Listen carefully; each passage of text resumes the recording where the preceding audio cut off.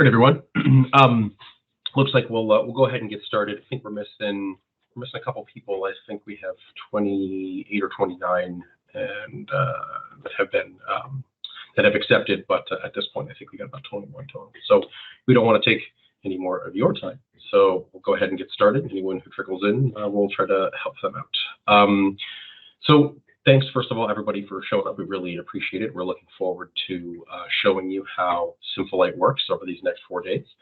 On my team here, I'm Chase Corman. I am the head of the project management team here in the US, and I also handle most of the technical operations and things we do here locally. Joining me here today, rather, is Colin Murray. He's going to be presenting today. He's one of our project manager and applications engineers. Also on this call, Dave Young. He is our new global, or rather national EQ sales manager, and Ivan Jones, who is our factory service technician. So hopefully between the four of us, we can get you everything you need to know. A couple things real quick. If you come on, advance, there we go.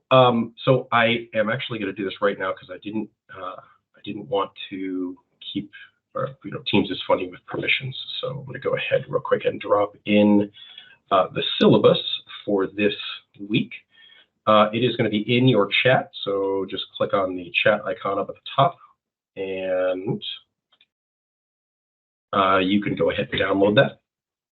That will outline everything we're looking to do here. There's also some homework in there at the bottom of every section. I encourage you guys to save that homework for later, if at all possible. I know you're all busy, but it's just better. I find I do the same thing whenever I take trainings. I want to do and I want to go as we go, and it's an easy way to miss some stuff. So I do encourage you to follow along. Definitely have Sympholight open on your computer, dragging blocks out, messing with things, pressing buttons. It's a great way to keep yourself kind of remembering all the things we're doing.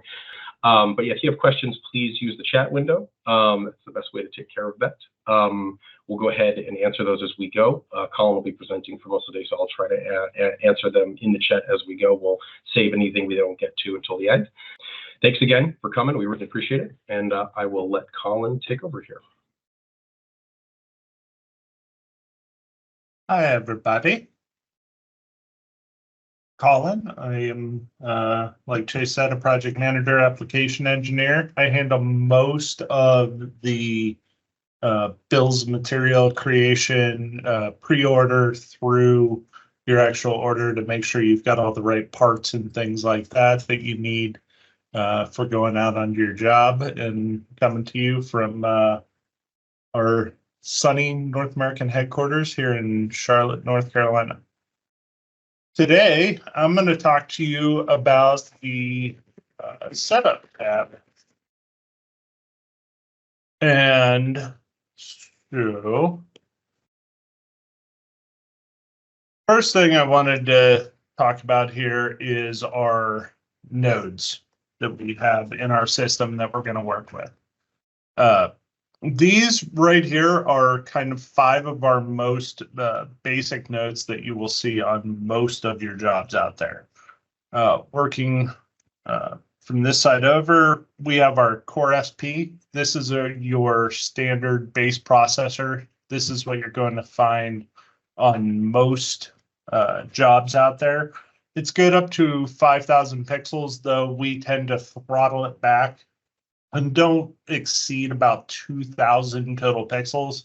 And those are RGBW pixels that we put into there. But really, it's any pixel. So if they're static white or RGBW, they're still individual pixels.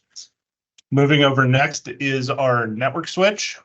This is our simple switch. It's 5 PoE outputs on there, powered off of 48 volts.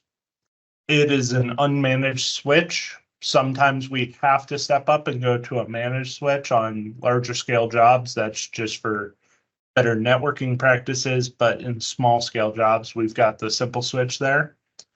And then we have our 3 output devices that cover most of our jobs out there. Our oldest node is the Butler S2. This is actually a standalone playback device that has two DMX outputs onto it that is good for small little standalone systems, but is a little bit older at this point. And we don't tend to shove this onto or put this onto most jobs out there, just because its cost basis is a little prohibitive. But we replaced it up with our DMX node. Here, this is achieving most of the same things, except it is not a standalone playback device. It does have two separate individual DMX outputs, and those do include RDM on there. And moving over, we step up to our simple ePix node. This is a 2-output ePix node. ePix is our media output protocol that is putting out essentially the equivalent of 4 DMX universes at once out of one single output. So for our larger media products, we can put out 4 universes, though they're ePix channels, they're not DMX channels at that point. We can put out 248 worth of addresses down one single line. Gets us a better and tighter pixel resolution. So bumping over back into the software. Now, those are the devices that we're going to have to work with in there. Those devices are great by themselves, but they're not going to do anything for you. The processor that we reviewed to start the Core SP, this is where you're going to live to control everything. And all of those devices need brought over and put into this universe here. So I'm going to talk to you about the general layout and the setup tab that goes across here. Just working around in order, I think, makes the most sense for all of these devices. So we'll just go over everything, even though they might seem simple and self-explanatory. The first menu we've got over here is your standard file menu. It follows most things that you see in the Windows world, where you've got new file, open file, save as. Into there, save as will give you 2 different options for saving your file type. You've got an LPRJ and an HFP, and they are essentially the same, but one is with media. What that is going to do for you is save any file that has media. So if you have backgrounds, videos, things like that, that you're going to want to save it with media.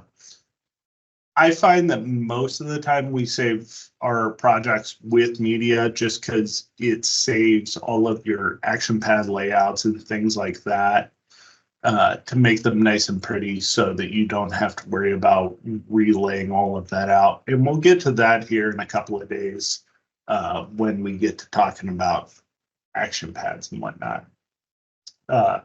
You have import patch and export patch.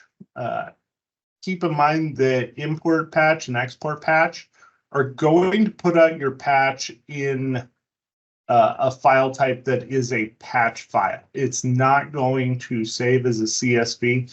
It's also not going to import as a CSV. They're going to want to be a simple patch file.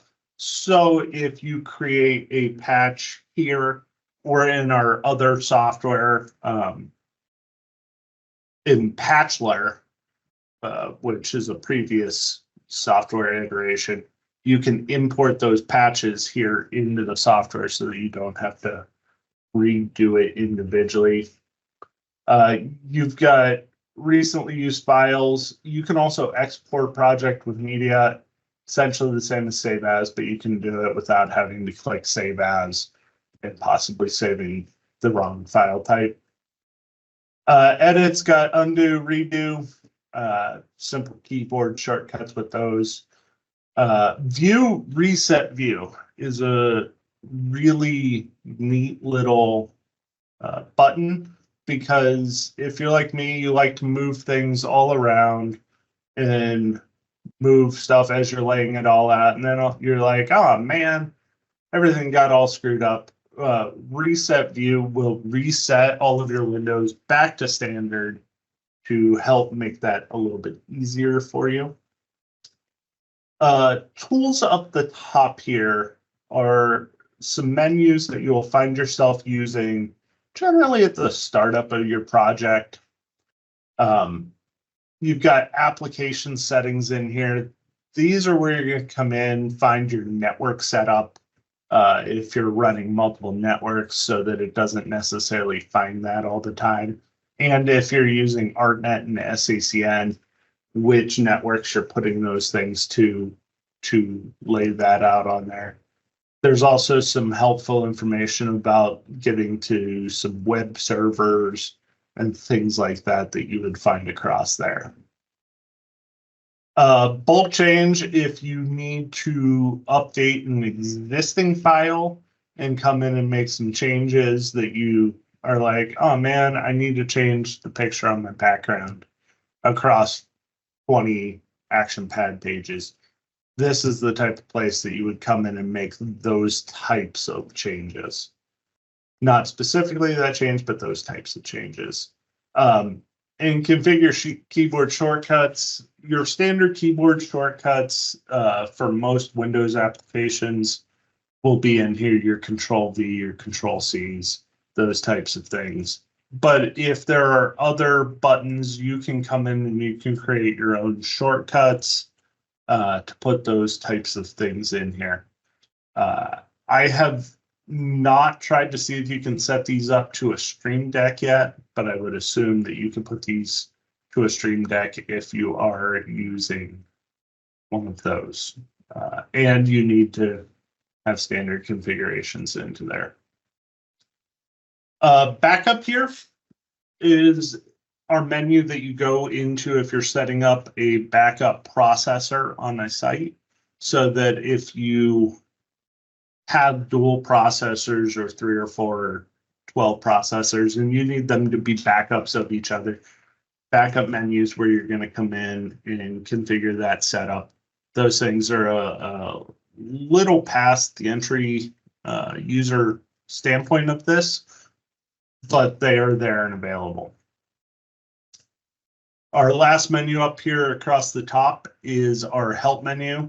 The magical F1 button to pull up the system menu is an absolutely great thing that I find myself using a whole lot, and I know the rest of the team does as well, because there's just things that you're like, oh, how do I do that?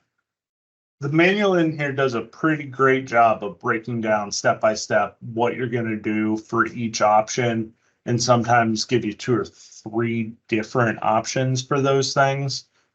Keeping in mind that there's probably 2 or 3 different options for doing most things. So if you figure out one way of doing it, that they might have a different way of doing it as well. The scripting help, you'll learn about scripting in our automation tab day. That's a great place to go find that type of help. First steps manual for DMX. If you are not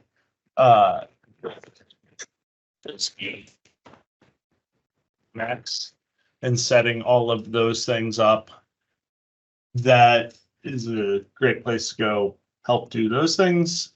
What's new will tell you all of the changes that happened in a given file revision or a given software revision update into here, tell you what they fixed, what they did. This will also pop up automatically for you the first time you open a new version of software. It's a good, handy read.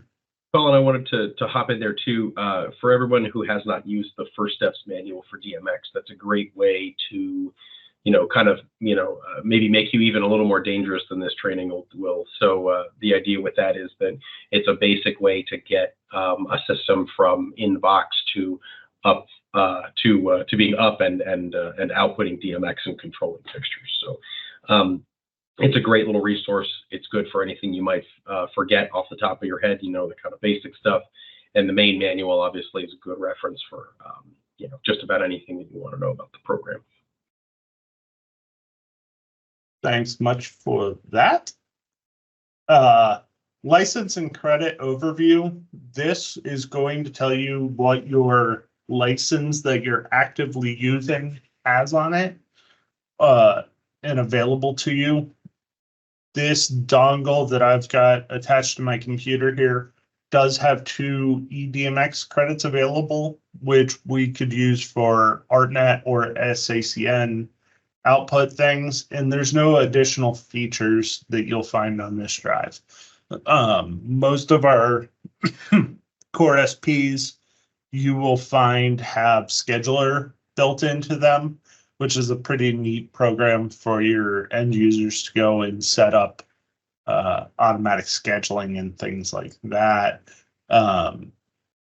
There are also credits for additional output licensure or sACN or ARTnet. And this is also one place you can come in and you can order credits from. So the one thing that you will have to do if you need to order credits is come in and fill out all of this information that goes onto here. And this should be the end user's information to the best that you're able to do it, to put it into there. And then if you need, go ahead. Colin, can you fill that out real quick as you're talking and just show us what it generates? Sure. And to kind of to bookend what Colin is saying here, so the way our licenses work, obviously Colin's using a dongle. You can purchase a dongle if you plan on commissioning a lot of jobs. If this is something you guys want to do for your respective agencies or you know, integrator groups, I would recommend having a dongle. It makes things easier. That being said, the licenses that are required to make a system run are included in whatever processor is being sold. So Core S that Colin is up here or has up here on his desk will actually show you, you can actually borrow that license. That license is built in, it's a digital license. But you'll notice that there's a dongle serial number up on top of this little window that Colin here has. That will look a little different. It'll be a little longer if you're talking about a digital license, like one that's in a core. There are actually physical dongles in some of our larger processors. Either way, that specific ID is coded to whatever request that you make. So that way, it's not really possible to ever lose any of those updates. That information stays with the material that's on site. So it's good for the customer because that doesn't ever go away. You know, we don't really need to worry about that. But something you should make sure is that if you are programming, that you make sure that you're connected to the license that you're trying to update. Specifically, this is a concern with a Core S. You don't want to end up requesting an update for you know, a job site or a customer that's coded to your dongle. So something to keep in mind. So you'll see Colin here has his information in, how many extra credits he would like to order. He can choose if it's Sympholight scheduler option he'd like, content exchange, gateway communications. Some of these are bits and pieces of information for some of our more sort of feature-rich versions of Sympholight where we use Sympholight. But all he needs to do basically is, Colin, if you want to click on the scheduler there, or any of our ARTnet credits. If you don't, by the way, click any of these boxes, you're going to by default be selecting eDMX credits. So that's either streaming ACN or ARTnet. Those credits are particularly for outputting data from this program. If you select one either way, or if you select one of these options, then you'll be ordering, you know, the scheduler credit. So can you quick proceed there, sir? So just from this standpoint, we wanted to make sure you saw this. This is what's generated. So you can click on the button down here that says copy text to clipboard. We just ask that you put it into a notepad file or something like that, name it, you know, whatever the project name is, and send it into us. place the order. Basically, we just need that and a PO or for release, and we can generate those credits. So just wanted to make sure we showed you how to do that in case you ever needed to. So. I would add that when you're working with a Core S, if you need to do an update, that update is done through a web interface, not through the desktop Sympholight software. And we will get there in a little bit. Like I said, there are multiple ways of doing all of these things. This is just one of those ways in there. But when you do copy this into a WordPad or a Notepad, Word document, whatever, you want to make sure you copy the entire thing, just because we will need some information when we're creating the update file. When you create this file here, you go ahead and you email it off to us, either here on the tech team or off to your BDM. We will submit that and generate a new code for you. And when that code comes back to you, it will be another Word file that looks just like this, just with a whole lot more digits in a nonsensical numerical fashion. And you will come in and click the upgrade from file.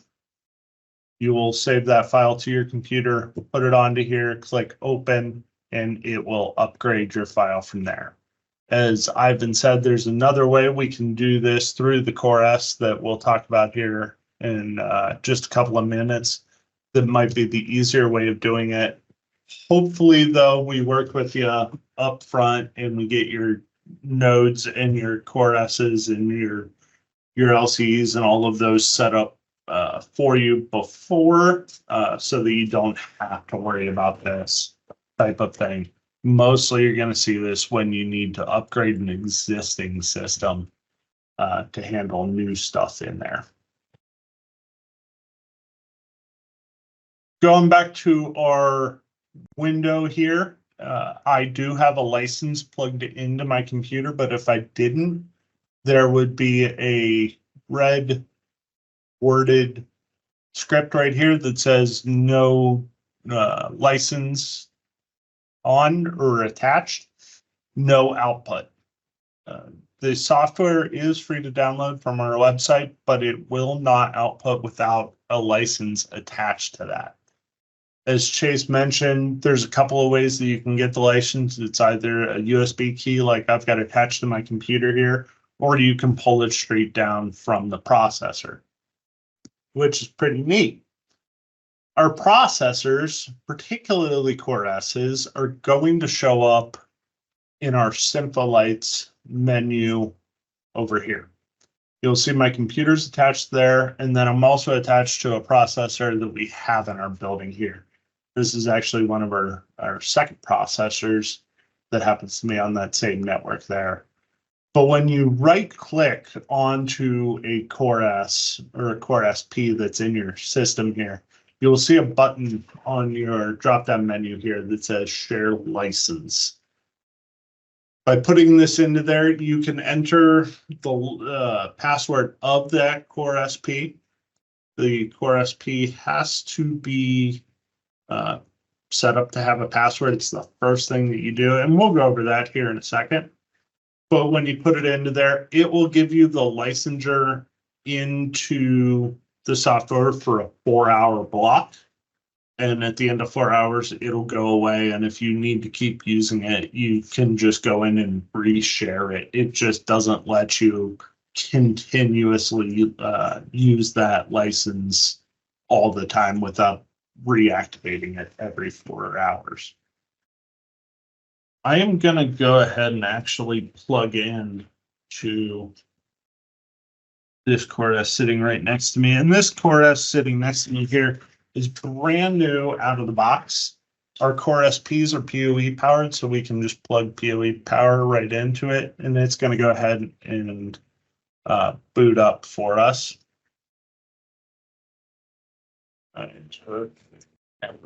Where, but put it back here. You can see on there that there's a bunch of lights that are lighting up. It takes about 59 seconds to completely boot up, and you'll know it's pretty much booted up all the way when your top light here has turned blue and is steady blue, and everything else stops flashing red on there. Once this has fully booted up here, we should see it pop back into our window on here as a new Sympholight that we can go and set up. And if not, I may need to change network setting. That's okay. These processors are DHCP native right out of the box. While that's booting up into there, let's talk about our other devices that we have attached here. Our ePix node. I'm going to turn that camera off while make it stop flashing. Our other devices are ePix node, our DMX node, and our S2 that we had plugged into here. When we click on our devices window up here in the top, you'll notice that there is nothing in there. This devices menu is where our devices that we have attached that the system recognizes lives.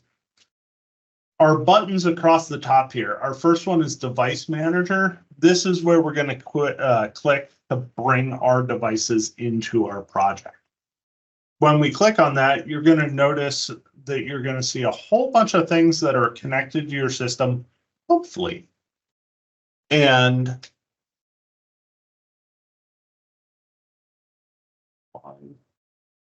those aren't connected. I'll have to look.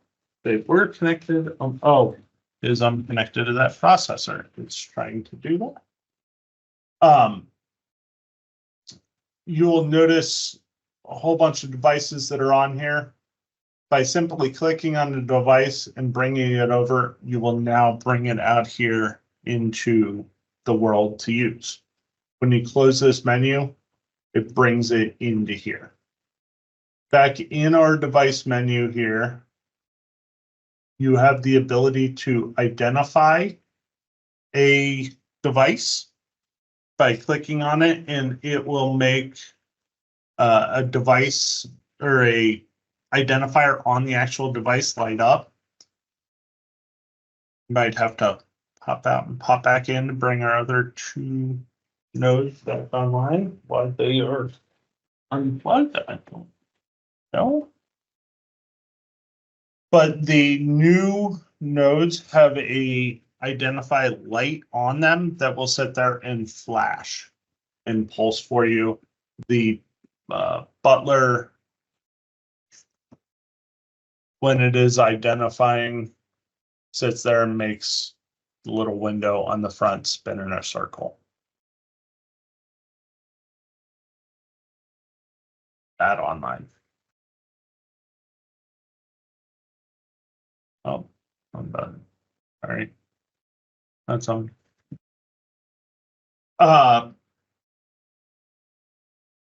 Our other buttons that you have here is your remove button. You can click on something, you can just delete it if you don't really want it into your world, but you can always come in and bring it back in.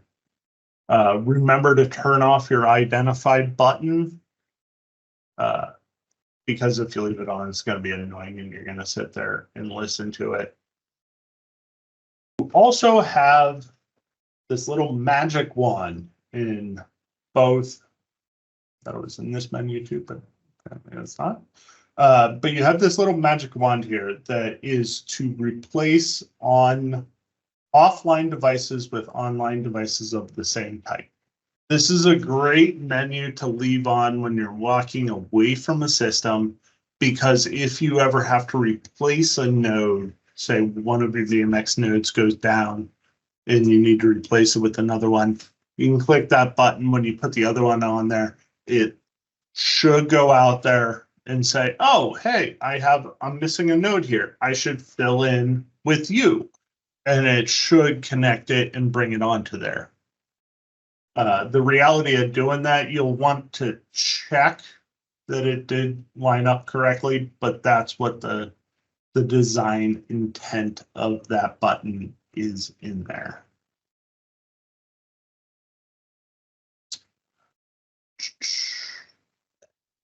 And here in 1 second, I will pop around and see what is not on there. Back in our device manager window here, if you do not see your devices that you need to bring online here, we might need to do a little bit of setup with them.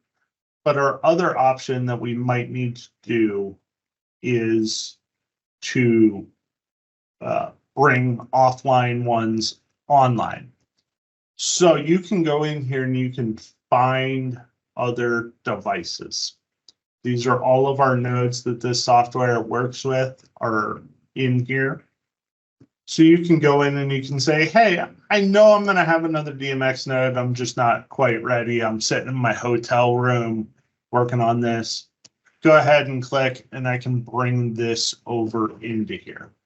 Now, when you get to site and you plug in, you will see visible devices over here. You can click on those devices and hit automatically add devices to project when their hardware button is pushed, or when you select it over here, this menu will light up that says, hey, replace offline devices with online devices. So you can pre-set up all of your show and have all of those things working and then bring them over as you need them. Your identify button is also located here. So if you're having trouble figuring out which one it is, you've got that identify button in about 6 different places on there. So now we've got our devices there that we're going to go ahead and work with. Now we need to talk about bringing some fixtures in here. Our fixtures are located in a list here. You have a generic list that covers most of your fixtures that you're going to need into there, but you also have a lot of manufacturers and their pre-built fixtures into there. So under Traxon, we've got a lot of our media products, newer and older media products. So you can bring out fixtures that are pre-built for doing your media stuff. Your MediaTube Lite is already located in here in different pixel configurations. Keep in mind that when you do bring over a light fixture, you want to make sure you have your right pixel configuration. Your other option is always that you can bring out generic fixtures to work with, so that you don't have to worry if, oh, hey, my downlights aren't in here. You can use generic fixtures for doing those things. We're going to select our fixtures that you want, and we're going to drag them out into our 3D canvas here in the middle. This canvas is our workspace. You will notice it's a grid, and we can infinitely scroll out on it. Oh man, we scrolled out too far. Come back to our reset view, and that should reset it down. So Chase, that black button down there to the right of layout number 1. Yeah, there you go. The reset view that Colin was mentioning, if you drag out, you'll see there's a push pin at the end of all of the device windows. If you drag any of those out to move them around, let's say you try to reconfigure your space similar to how you may do in Photoshop or in AutoCAD. If you ever lose those windows or they get back into a space that you don't get right or that you don't like, you can go to the view reset view, and that will kind of reorient everything to this default position. So we can sit here and drag out our pixels and put them out there individually. But that's kind of a bummer to do that individually across there. There's got to be an easier way. Luckily for us, there is. And in this menu table that you've got down here, this is where we can do it. This is broken up into two different blocks here. Our first block is selecting which menu we want. We've got build mode, patch mode, background mode, and test mode. Where we're at in the process right now, we're going to live in build mode. Build mode is going to give us the options to bring all of our fixtures out and put them onto there and lay that out. One of our menu options that we have here is our create fixture matrix, which is really, really awesome, because what that allows us to do is select our fixture type, select that we want a matrix, and now we can drag and we can drag out as many pixels as we would like to have in our layout. You can also bring them down into skinny rows or skinny columns or skinny rows to have onto there. What's really neat about this is it's going to automatically bring these in, and it's also going to automatically patch them into your first available layout of things. Let me finish one more thing in our matrix here. You'll notice everything is buttered up right next to each other. You might find yourself not actually liking that.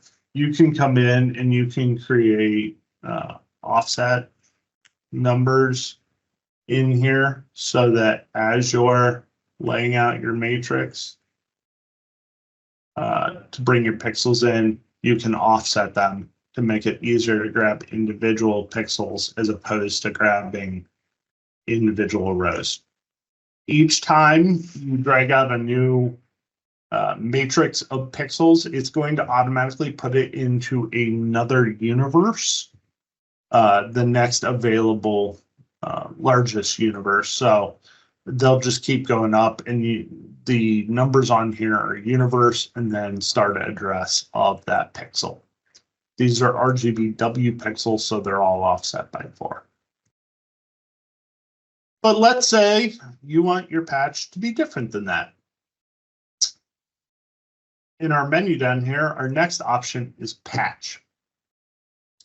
This will show you a visual representation of what your patch layout is. It will show how these connect from one thing to another and put it onto there. You can select, I guess that's not a great window to show because that's just one line. We'll grab this guy up here.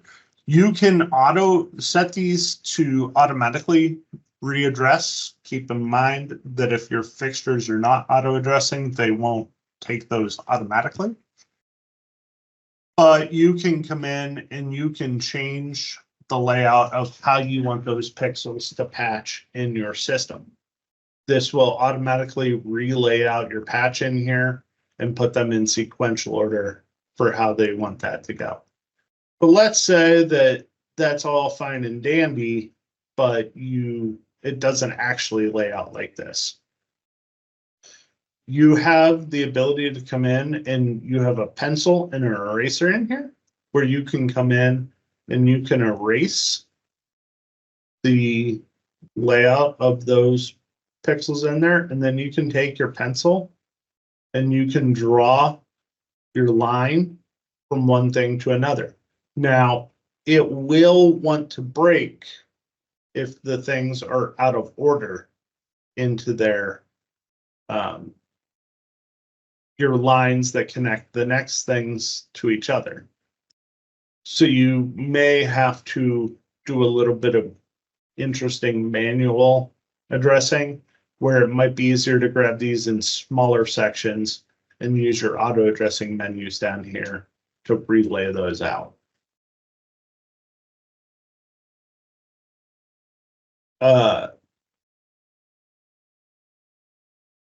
Let's say you got a picture of your site that you want to lay out into there. Clicking your next menu over here in background mode will let you do that. You can import a picture and put it as your background here, and then lay out your pixels onto your background. I've done this on some sites that were really large parks, and there was only like 1 or 2 pixels on an individual pole, and they were scattered all about the park. Well, I took an aerial view of the park, put it as my background, and then I could take my pixels and I could individually put them around. What that helped me do is later as I was programming, I could be like, oh, that's that pole, and grab it and program right off that. Our last menu over here is our test menu. This is a great place to go as you're setting up things to make sure you're actually connected and doing things into there. So you can select your fixtures that you would like to test. You can just grab some, just grab one. You also have the ability to change what that test is doing. So if you don't want it to sit there and flash and just want it to be on, you can select that fixture to just be on type of situation. And again, when you leave that menu, it's going to go ahead and it's going to shut these things off into there. You can, so another thing to mention about that test function, you can actually, when you're in that test mode, you can actually go over to the right-hand layout box, and under the universes dropdown, you can select the universes that you so far have in your show. Right now, it looks like we would have 4. So whichever ones are there, you can see, obviously, as he clicked on that, it highlighted what he currently has in that universe. And then if he clicks on the test button, that'll actually force the entire universe up to full. So it's another good option for some quick, getting things on and getting things oriented. And I wanted to just mention one other thing too. Colin had mentioned that we usually use generic fixtures. We do that. Obviously, some of our larger media fixtures, or some of our more complicated media fixtures, maybe like pixel board or certain dot strings.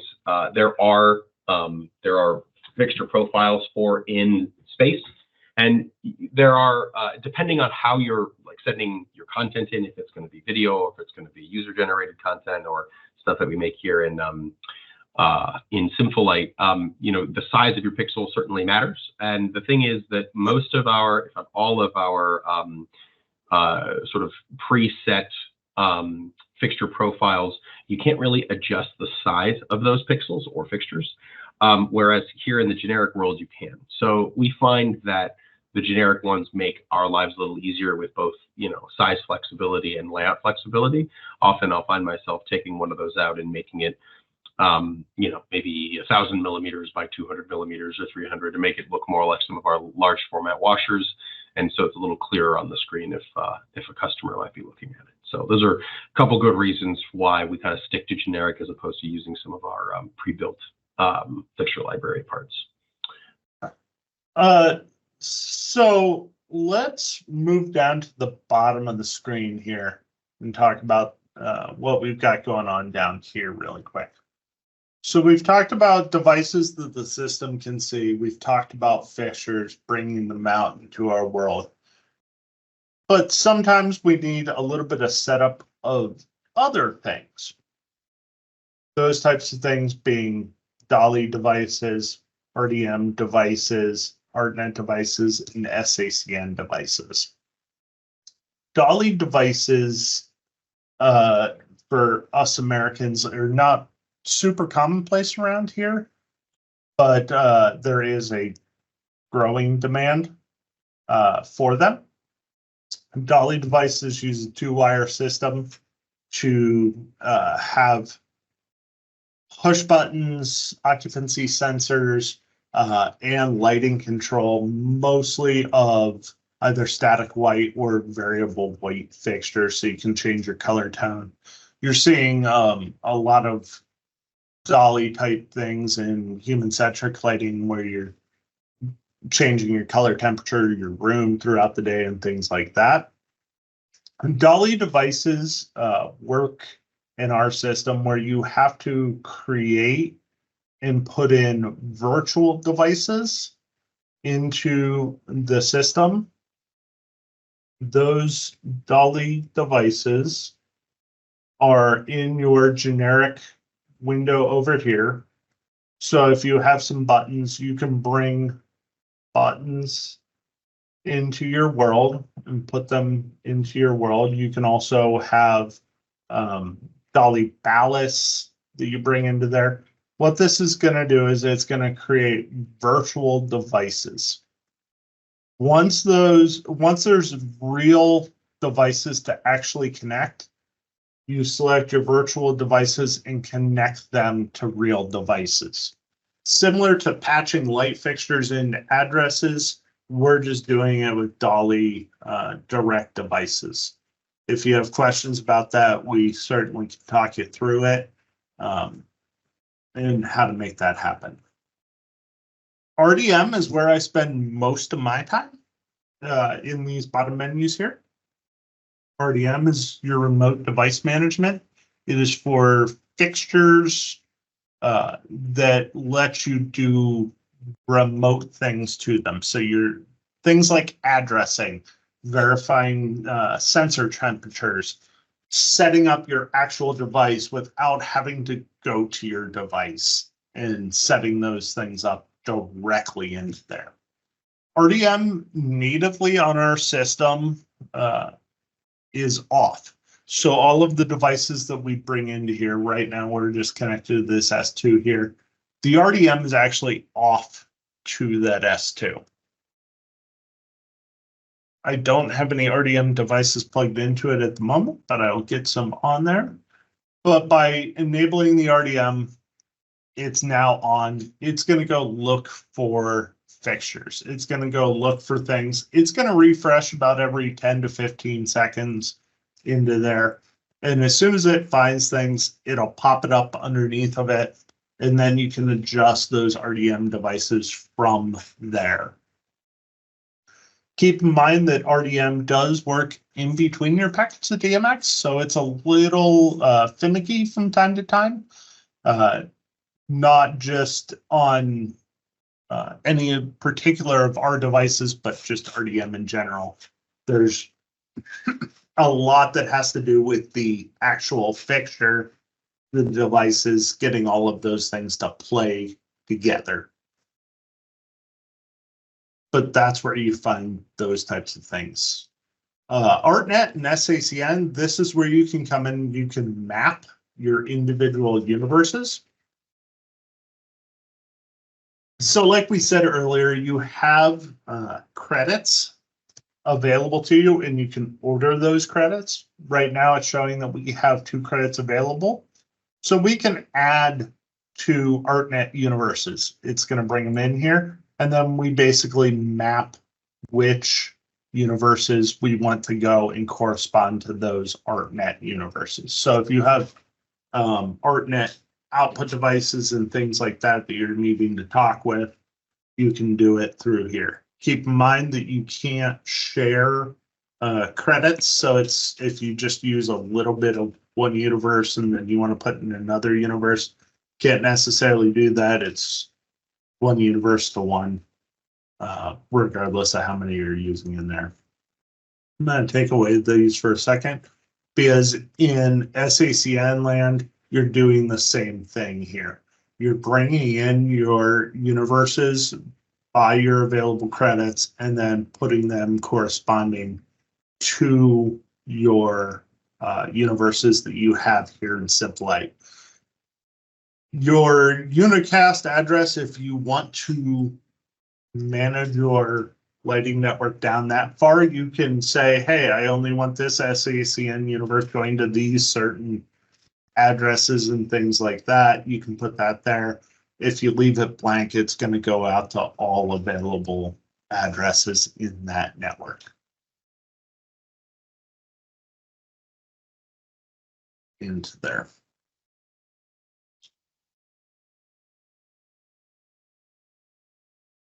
And I suppose I should have, we'll talk about properties and then we'll talk about layouts. Your properties window over here that you will notice is blank.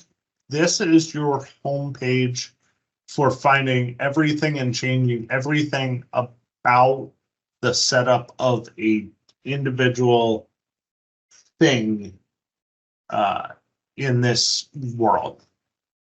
You will find that the properties menu traverses through the rest of the tabs, so you will use it a lot, especially in automation and content. Content, you will use it to set up your content, well, and your effects, your scenes, all of those types of things out there. But here in the setup tab, we're going to use it if you need to change your DMX addressing, change your universes. You can also use it to change your position.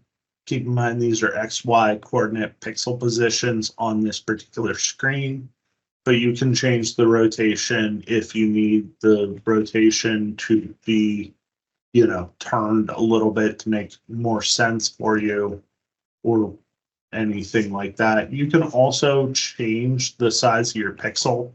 So if you need really giant pixels in the system for some reason, that you're like, I have one very large light, you can make it one very large pixel in there to go into there. In group membership down here at the bottom, this is grayed out. We'll talk about that here in a second. But adding fixtures into different groups and things like that, it will show up for all of the groups that it's available to into there. Bumping up here into our layouts tab.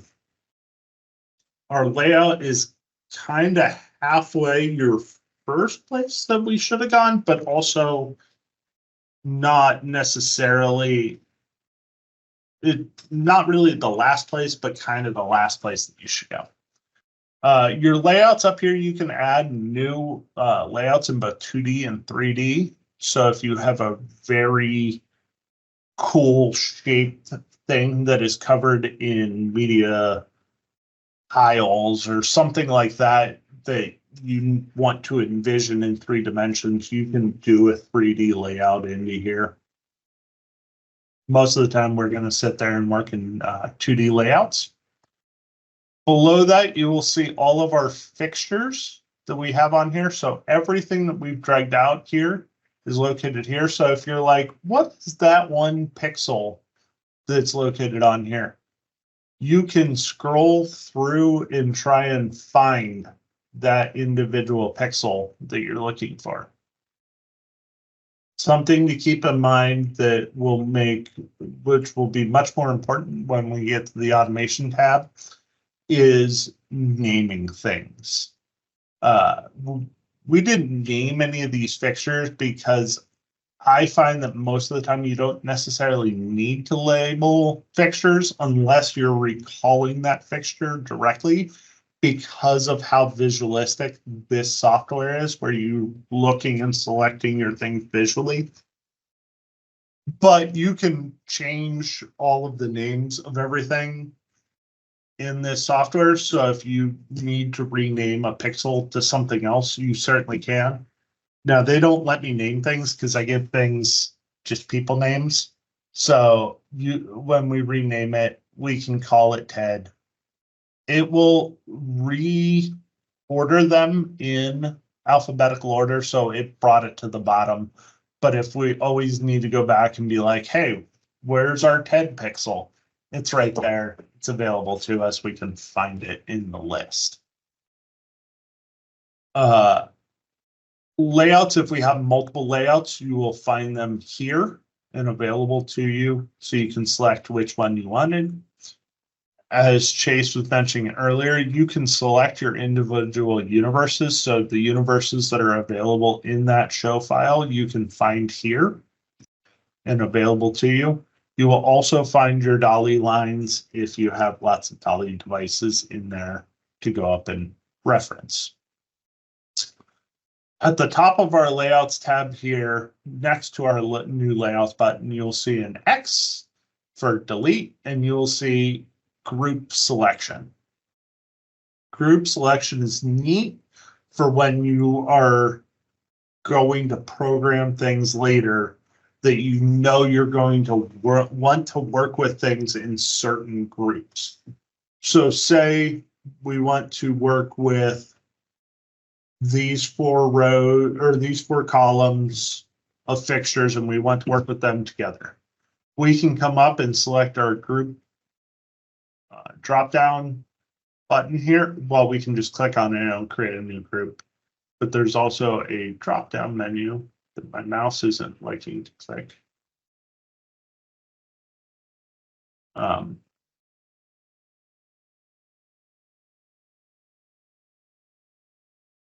Isn't my mouse liking to click that?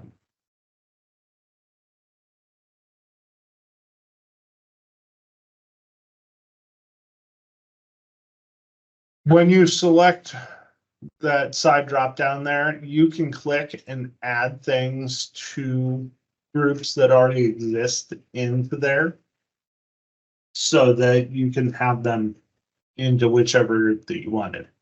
Those groups will appear in your fixtures down here, or sorry, in your layouts tab under groups. So you have your groups here that you can select from. And again, we'll want to come in and we'll want to rename these groups in there so that we have them available to select from later.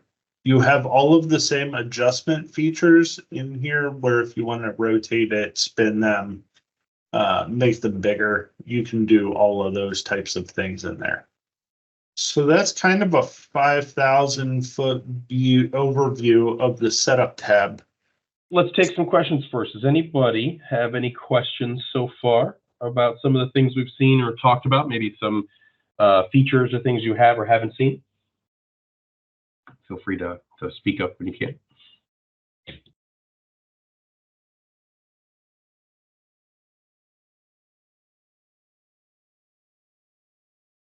Oh, Jess, go ahead. Hey there. I was just noticing, so the dongle that you mentioned with the license on it, like Sympholight's kind of rad in that you are able to have a lot of functionality without the license. So what do you get with the license on a dongle there as opposed to just working offline or connecting, sharing the license with the processor? Sure, great question. So basically, you can do just about anything that anything that like any of the standard functions or operations of the system, and that would be basically everything outside of outputting DMX to fixtures. But all of the automation editor, the content creator, the patching, any of the setup tab, basically you can design an entire show on your computer without a license, and then actually go to site and borrow that license from the Core S and test and see how your programming is. So it's really most of that functionality outside of directly controlling fixtures.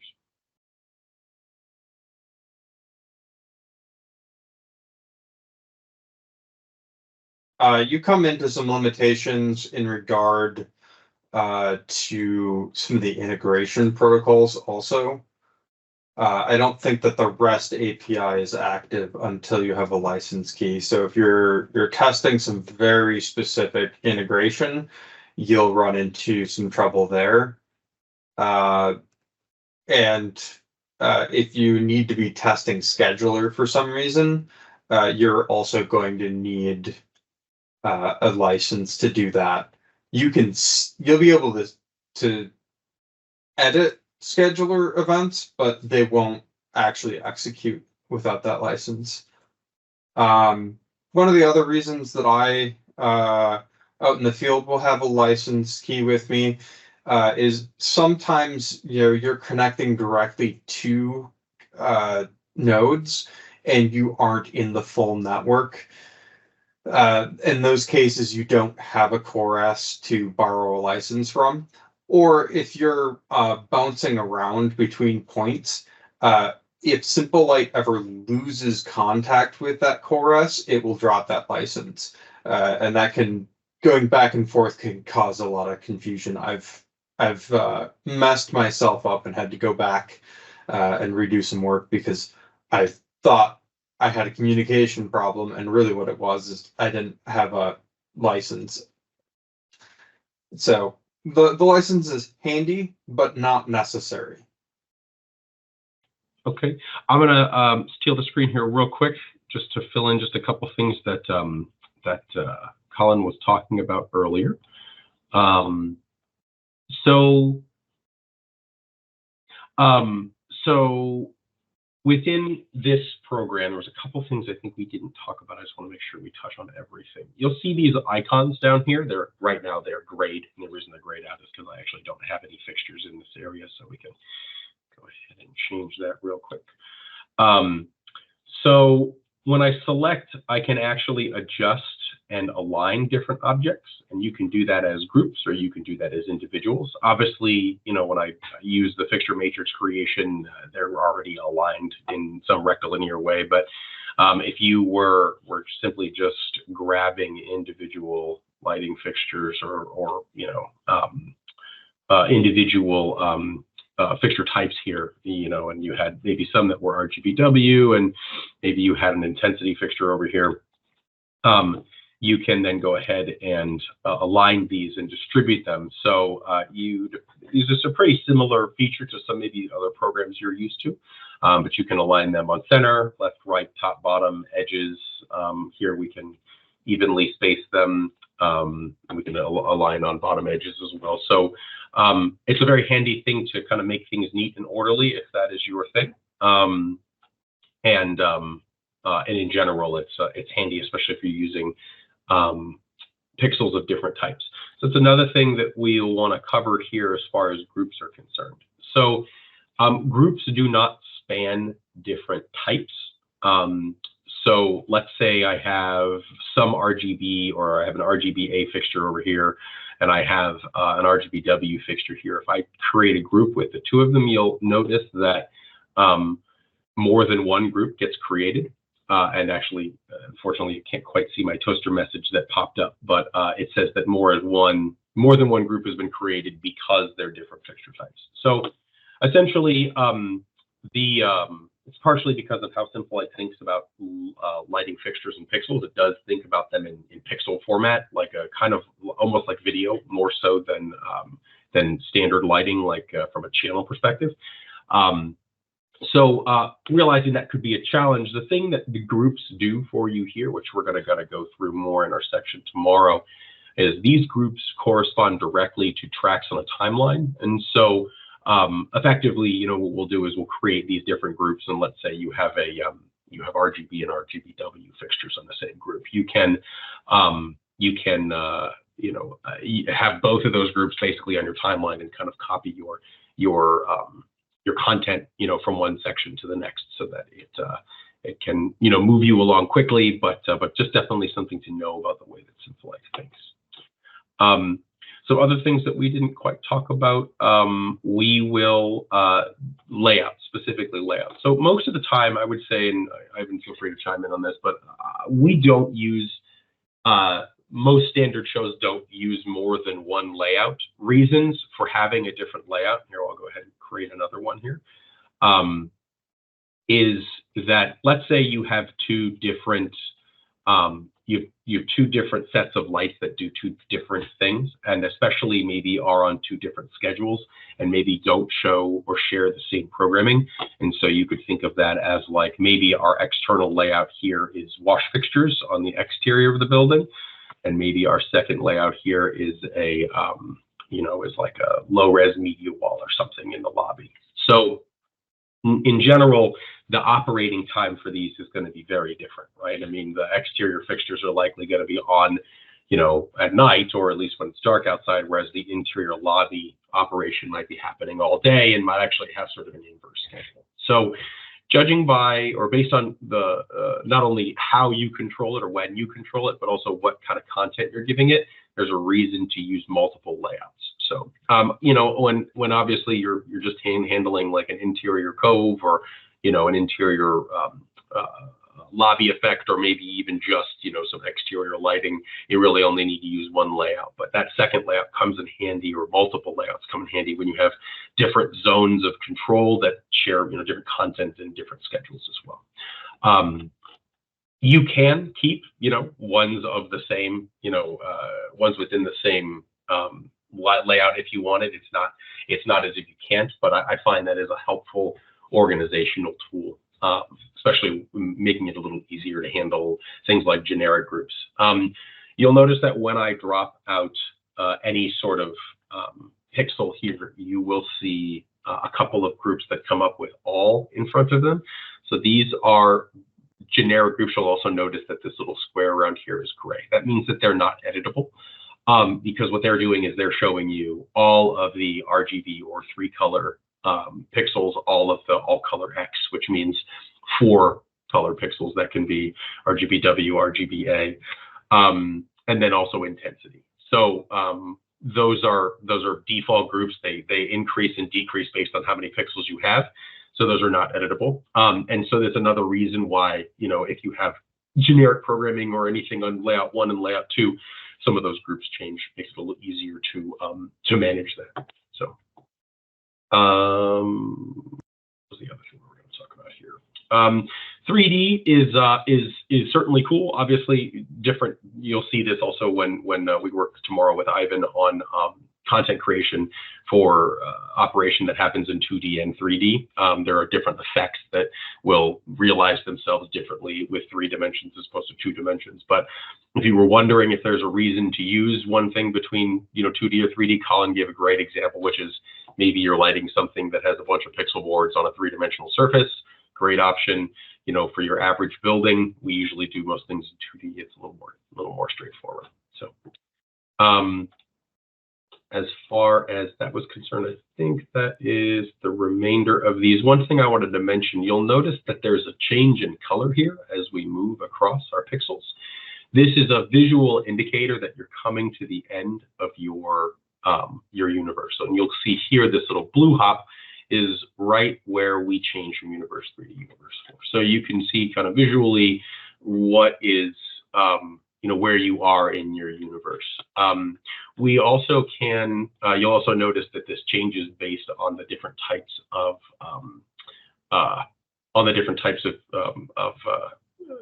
output that you're using. So whether that's going to be DMX or SPI or EPIX. SPI and EPIX obviously have a larger channel count or channel capability. So if I just add a dummy device here, you'll see now I've got some EPIX universes in here, and you can actually go and adjust what those are. So we'll see, this is EPIX 1 and 2. So we can go in here and we can actually switch this to an EPIX universe and change that length. And now, based on how we have this patched, let's make this Universe 1 instead, you'll notice that our color coding has changed considerably because now we don't need to share this over 3 universes. We can handle it on 1. So EQ and Sympholight do a lot of work for you as it relates to patching, and it's certainly one of the most streamlined aspects of especially this portion of the program. So with that, I will give it over to Colin.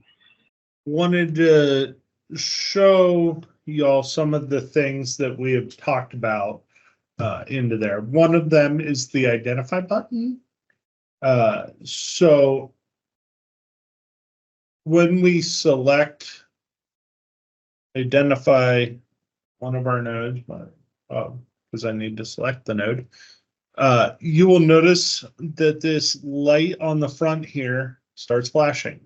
It is flashing red if it doesn't come through on the camera. One of the other reasons to make sure you turn it off is people who don't know what any of this stuff is, they know what a red flashing light is, and they will start to probably panic. Hey, this thing's flashing red. So just to make sure you turn it off, but that's what it'll look like if you do have it on there. The other thing that we had going for us is RDM. And when RDM is on, you will notice that our top light here, when it has identified something and is wanting to talk to something, you'll see how it's flashing blue. That's telling you RDM is active and hey, we have something and we're working with it.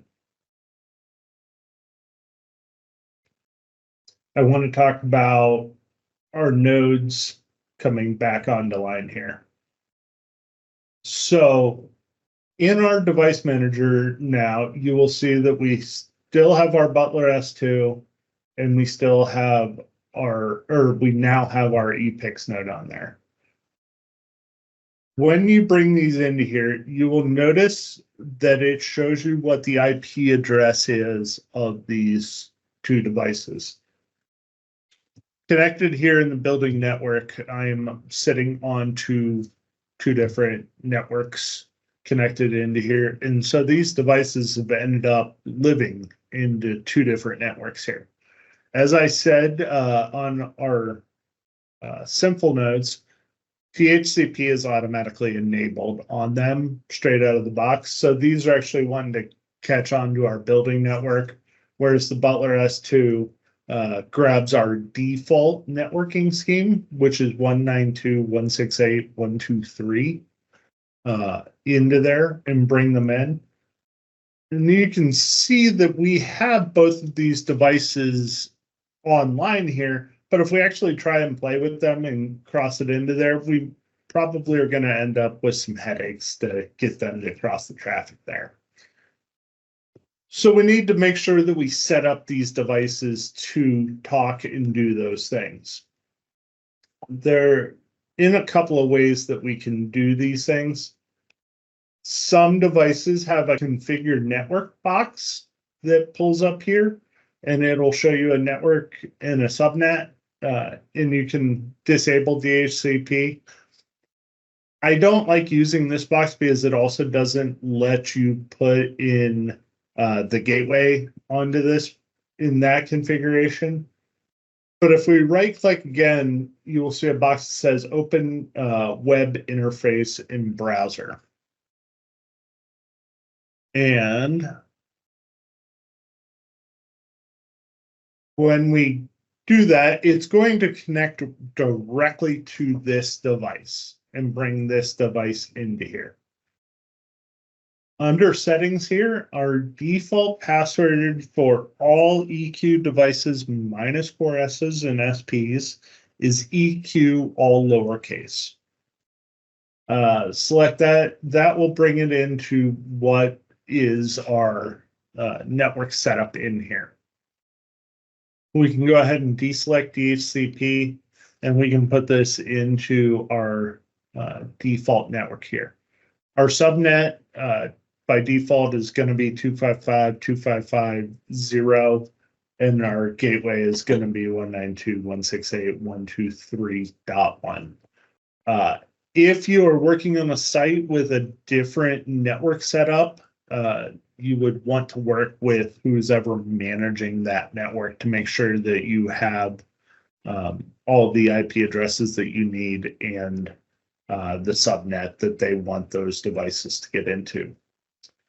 In this DMX node, you can also set up some different settings in there, whether you want it to hold last look when or hold last frame.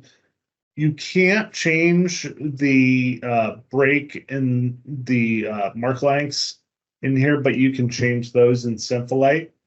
But you also have a test mode over here. If you are just trying to set up your lights, your processor's not set up, and you just need to test some things, you can come in here and you can set these up to output from here. This will do this on all output devices. So whether it's ePix, bridge node, a DMX node, they're all going to do them from here.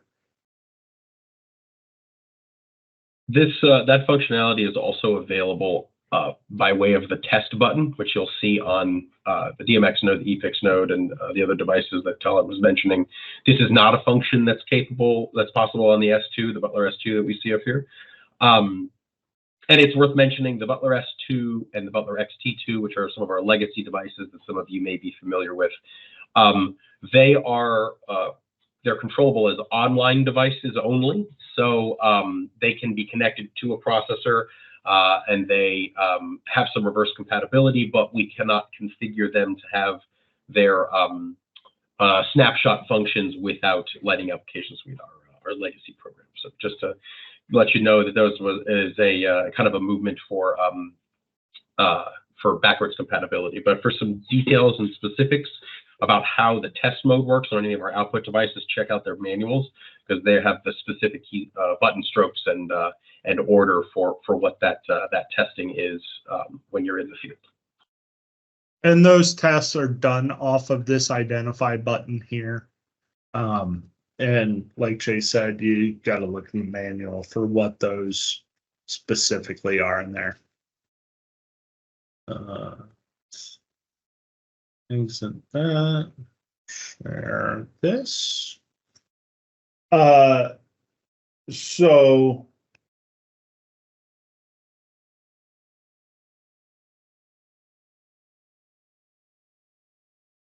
the most important thing when changing these settings, coming in here, that you need to click that I did not, it's coming down here and clicking submit. These don't automatically save nor upload until you click that submit button. In this web page here, we're actually going to lose it here in a couple of seconds because that IP address is gone, essentially. So it's trying to reload and reboot into this original IP address. It's not going to do it. That's just going to go away. And while it's rebooting, it'll still show this older IP address. But once it's done doing that, it should come up and show us our new IP address as it did here.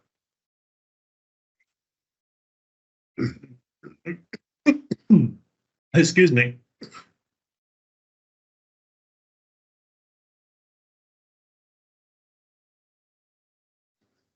Sorry about that.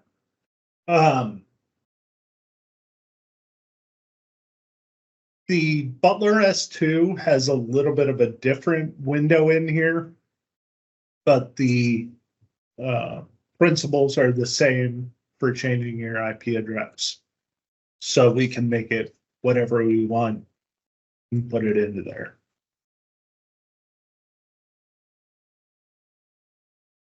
It is going to do the same thing here where it can't find that old IP address and bring in the new one.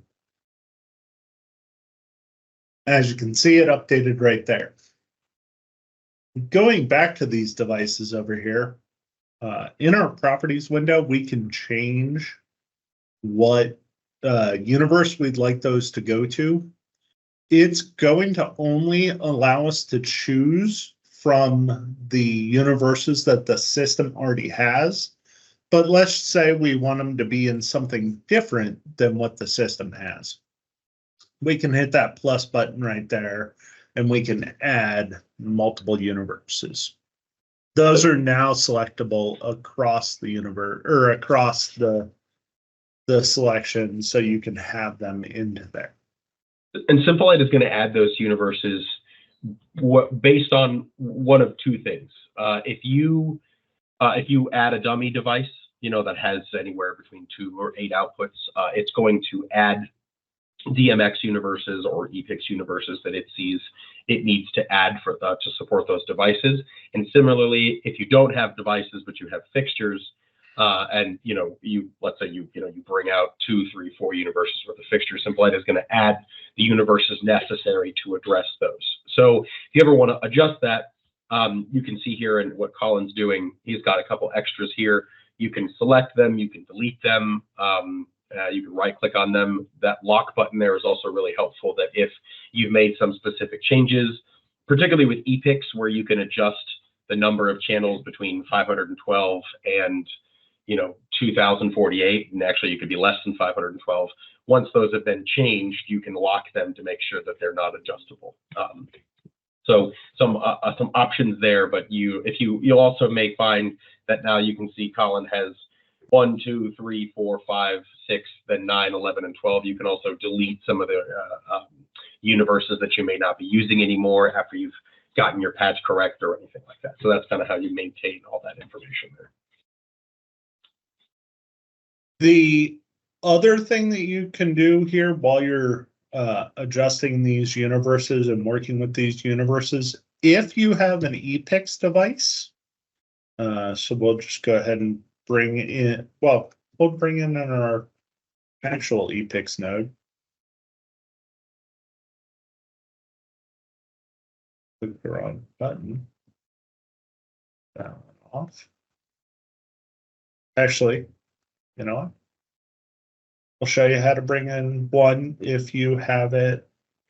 So we have a virtual device in here. It's not actually online, but now we see our actual DMX device over here. We can select this device and click on our replace with online devices, and then they'll go ahead and swap it in for the online device. This is really helpful if you set your system up already and you have, you know, like let's say you're doing this work before you get to site. You can click that button that Colin was showing you. You can also click and hold and drag and drop on top of the device that you'd like it to replace. That way, if you already have your system patched and ready to go, you can simply take what's on site and dump it into your show really fast without having to change any of that configuration per device. It's also really helpful for updating new devices if there's something that went wrong on an existing system. Over in our universes now, you can see it added 5 and 6. Because these are an EPIX device, we can now select EPIX as our protocol for those universes. You can see that they're 2048 channels in length. But we can also put those to be DMX outputs. So our EPIX nodes can also be DMX nodes, but our DMX nodes can't be EPIX nodes. So say if you have an EPIX node because you need one universe of EPIX, but you also have some DMX fixtures, you can make one output be EPIX, make the other output be DMX into there. It's also worth mentioning too, you'll see in Colin's camera feed that on the sort of middle node there's one sort of bright white looking light, and there's an amber light. So there's a color coding there on the EQ simple nodes that white basically references EPIX, and orange effectively, it's kind of amber, is DMX.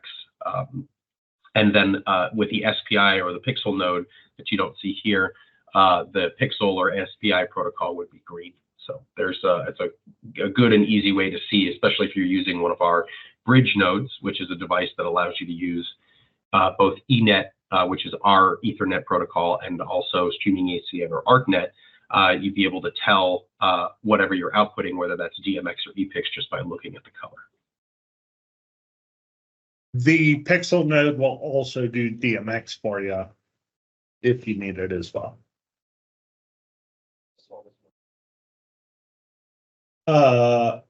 So let's look at some fixtures. So in my, if I bring it back online, in my picture here on my camera, you'll see a 3-foot piece of media tube and a single ProPoint pixel. The piece of media tube is 36 individual pixels. And on my screen here, you can see that I've got that represented as 36 individual RGBW fader fixtures. And we'll add that one more time just so that we can show everybody how doing that in real life. We selected our matrix button and grabbed the RGBW fixtures, and then we can bring them and put them onto here. This will then put those fixtures into the first available universe that has nothing into it. So it should have brought them into universe 1 and put them right into there for us. I'm gonna just show a little bit of content, not jumping ahead of myself right there. But if we are, oh, that's why. I need to go back. I put those into this layout here, but I didn't select them to be in a group. You can see I've got a media tube group over here, but when I select that, it grabs this box over here. That box is going to be where our content goes. That's the only place that our content is going to play. And as you can see, it's not in that particular group. So what we can do is we can grab our content here and we can say, hey, add those to that media pixel group. And so now we've got all of those pixels selected into that group, but our content's still kind of weird over here. So we can say resize effect frame to fit the group. So as you can see, our orange frame now moved to cover all of our pixels. So when we start playing content, oh, because you got to realign the content there. I got to do it there. Yep. That's important. We'll show you that tomorrow. Not a big deal today. But as you see in my video up there, it's starting to play content again out here out to those individual pixels. But I don't have that individual ProPoint pixel selected. So we can go ahead and we can bring that out into our world here. And as you see, when I dropped it out, it dumped it. It knew what it was looking for. It's smarter than it wants to be. It said, oh, you've got a single pixel. What do you need it for? This ProPoint pixel has RDM capabilities to it. So down here in our RDM world down here, I activated RDM onto that output down here. It's thinking. It knows that there's something there. That ProPoint pixel I happen to know is in universe or is in address 200. It's also all connected to the same place. So I know it's in universe 1 onto there.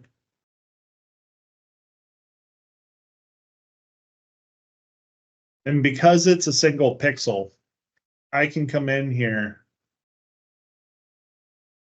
What are you doing?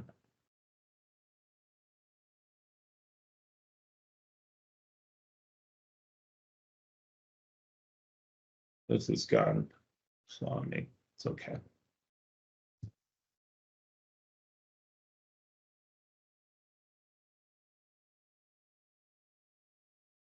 Our properties over here allow us to change what we want that to be. So we know we want it to be an address 200 because I know my RDM setup has been that. And I also know I want it to be in universe 1.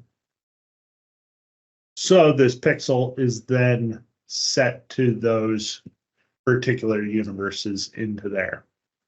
I do have a pixel group here. That pixel will be in the all channels color box, but as you can see, that goes to all of our media tube as well.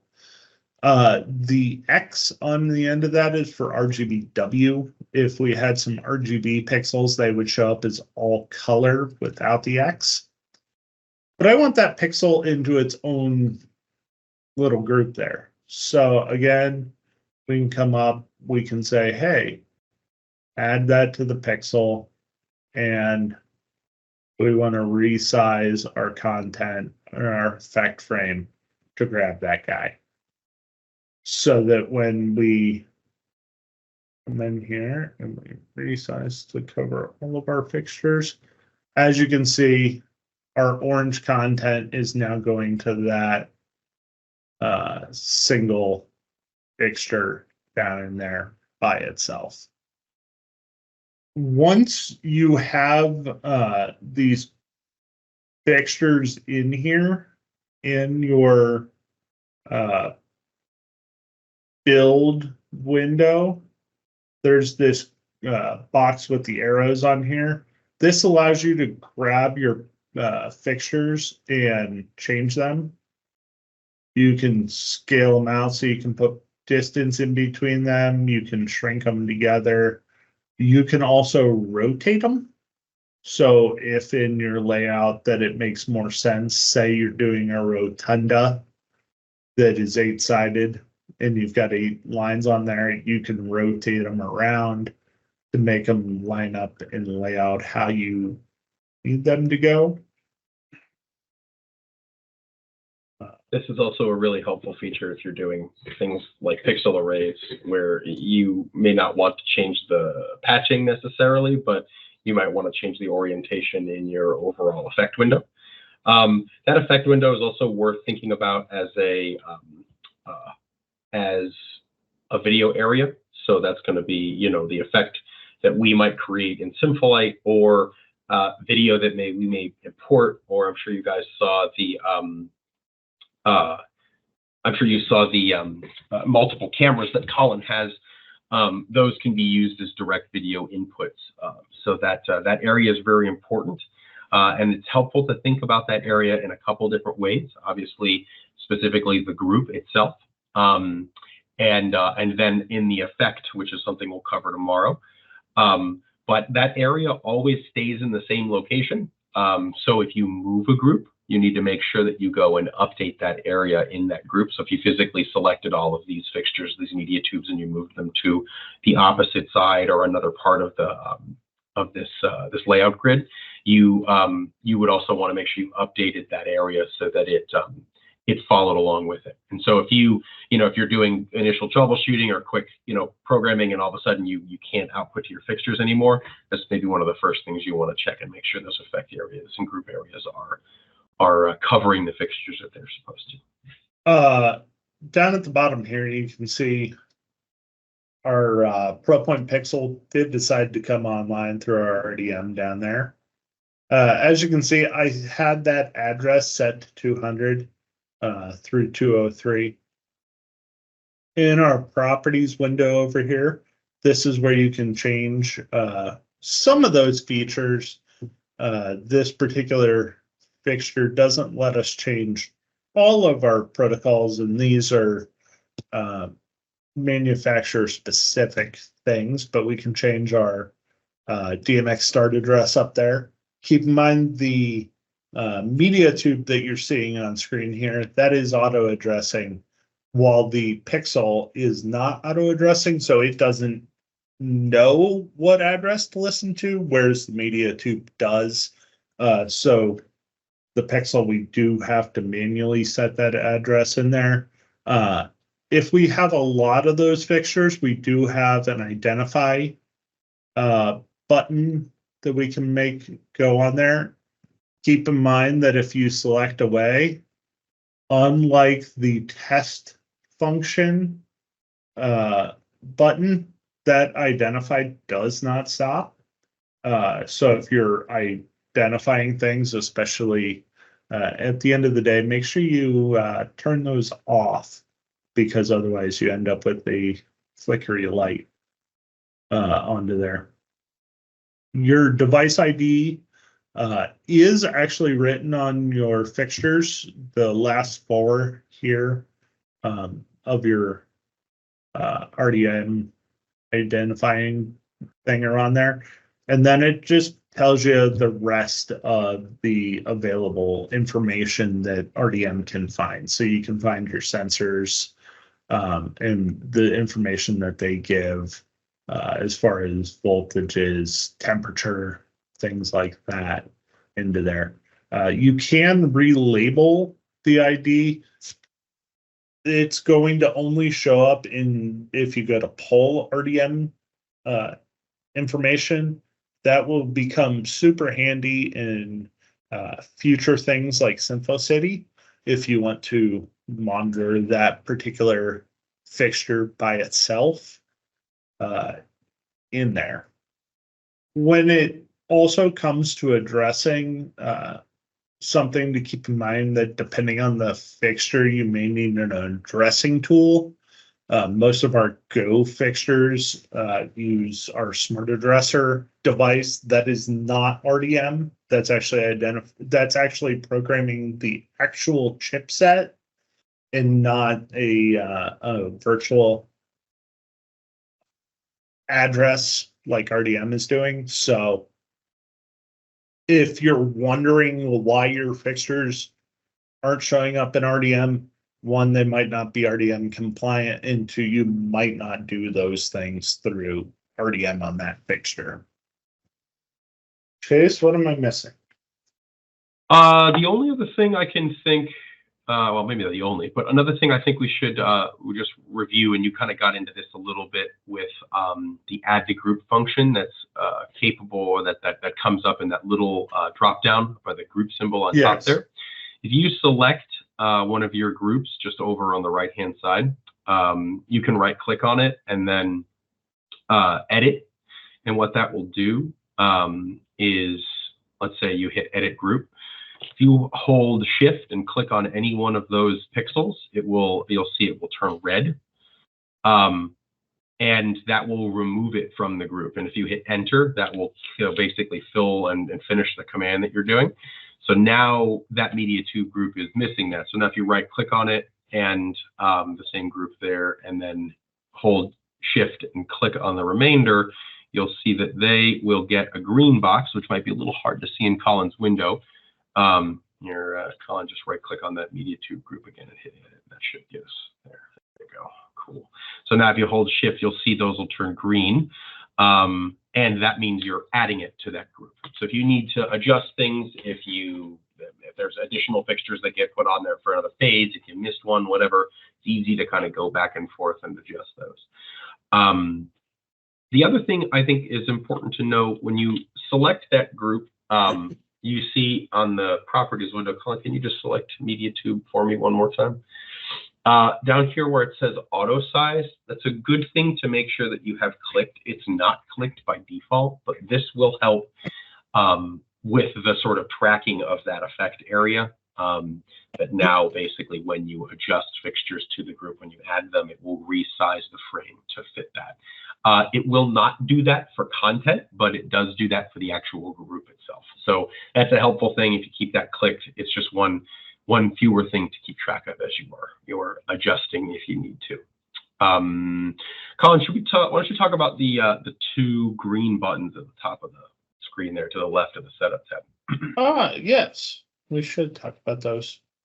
So as Chase was saying, if you have the auto size on, I moved these bottom 2 pixels out. You can see that the window still grabbed them because they're still part of that group, and it expanded to cover a much bigger area.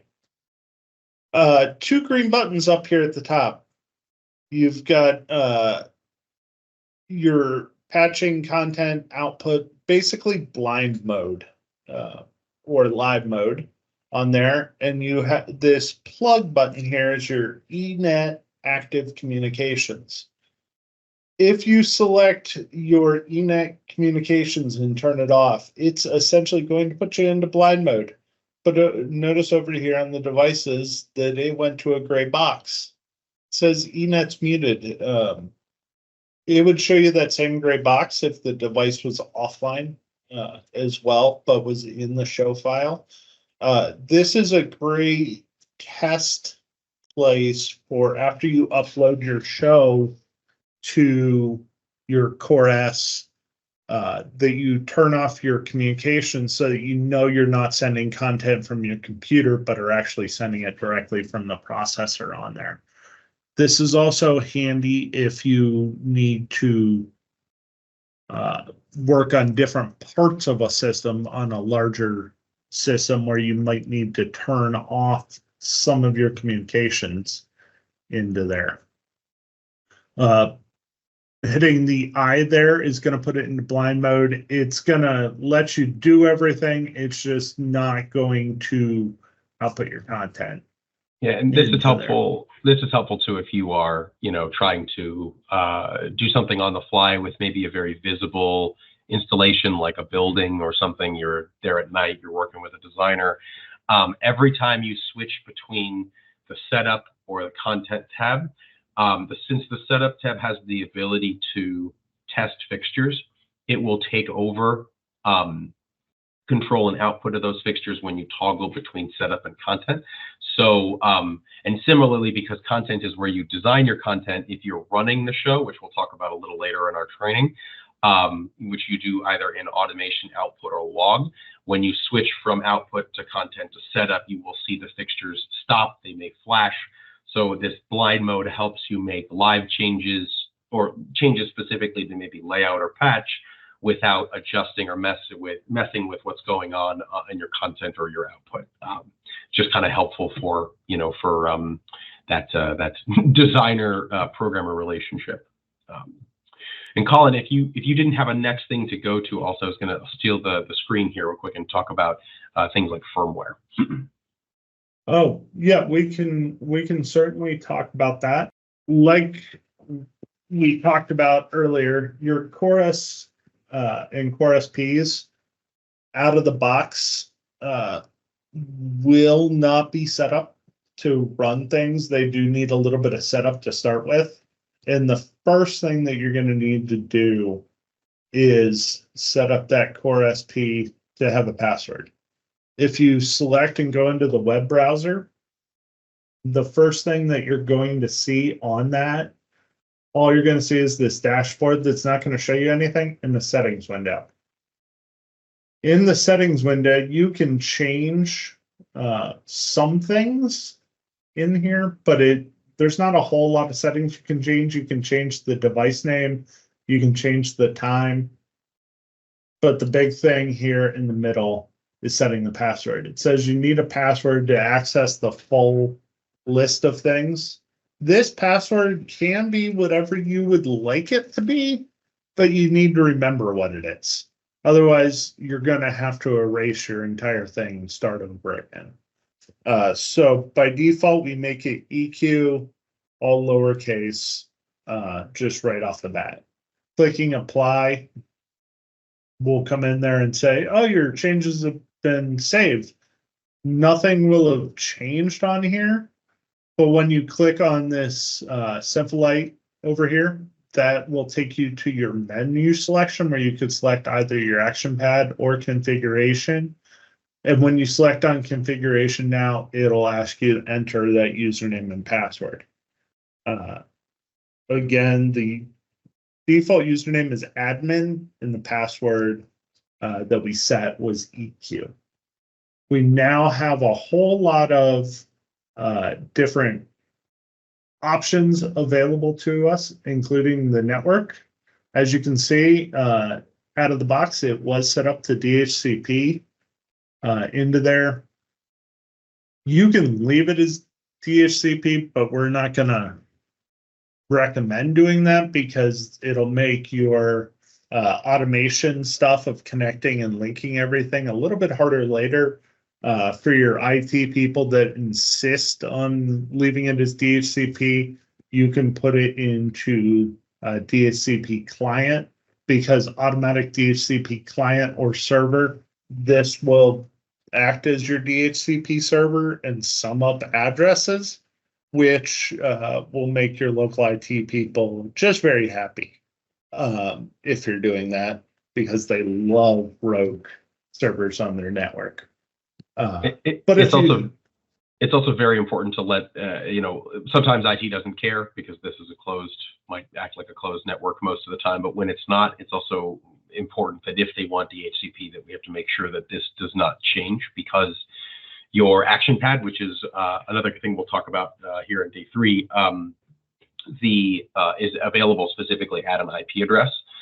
So if that IP address changes, then all of a sudden we've made it so our customer can't access their UI. So very important. Obviously, networks and network requirements, security requirements are changing really fast lately, and that's totally cool. But we just need to, make sure that we're consistent with whoever we're working with on that one.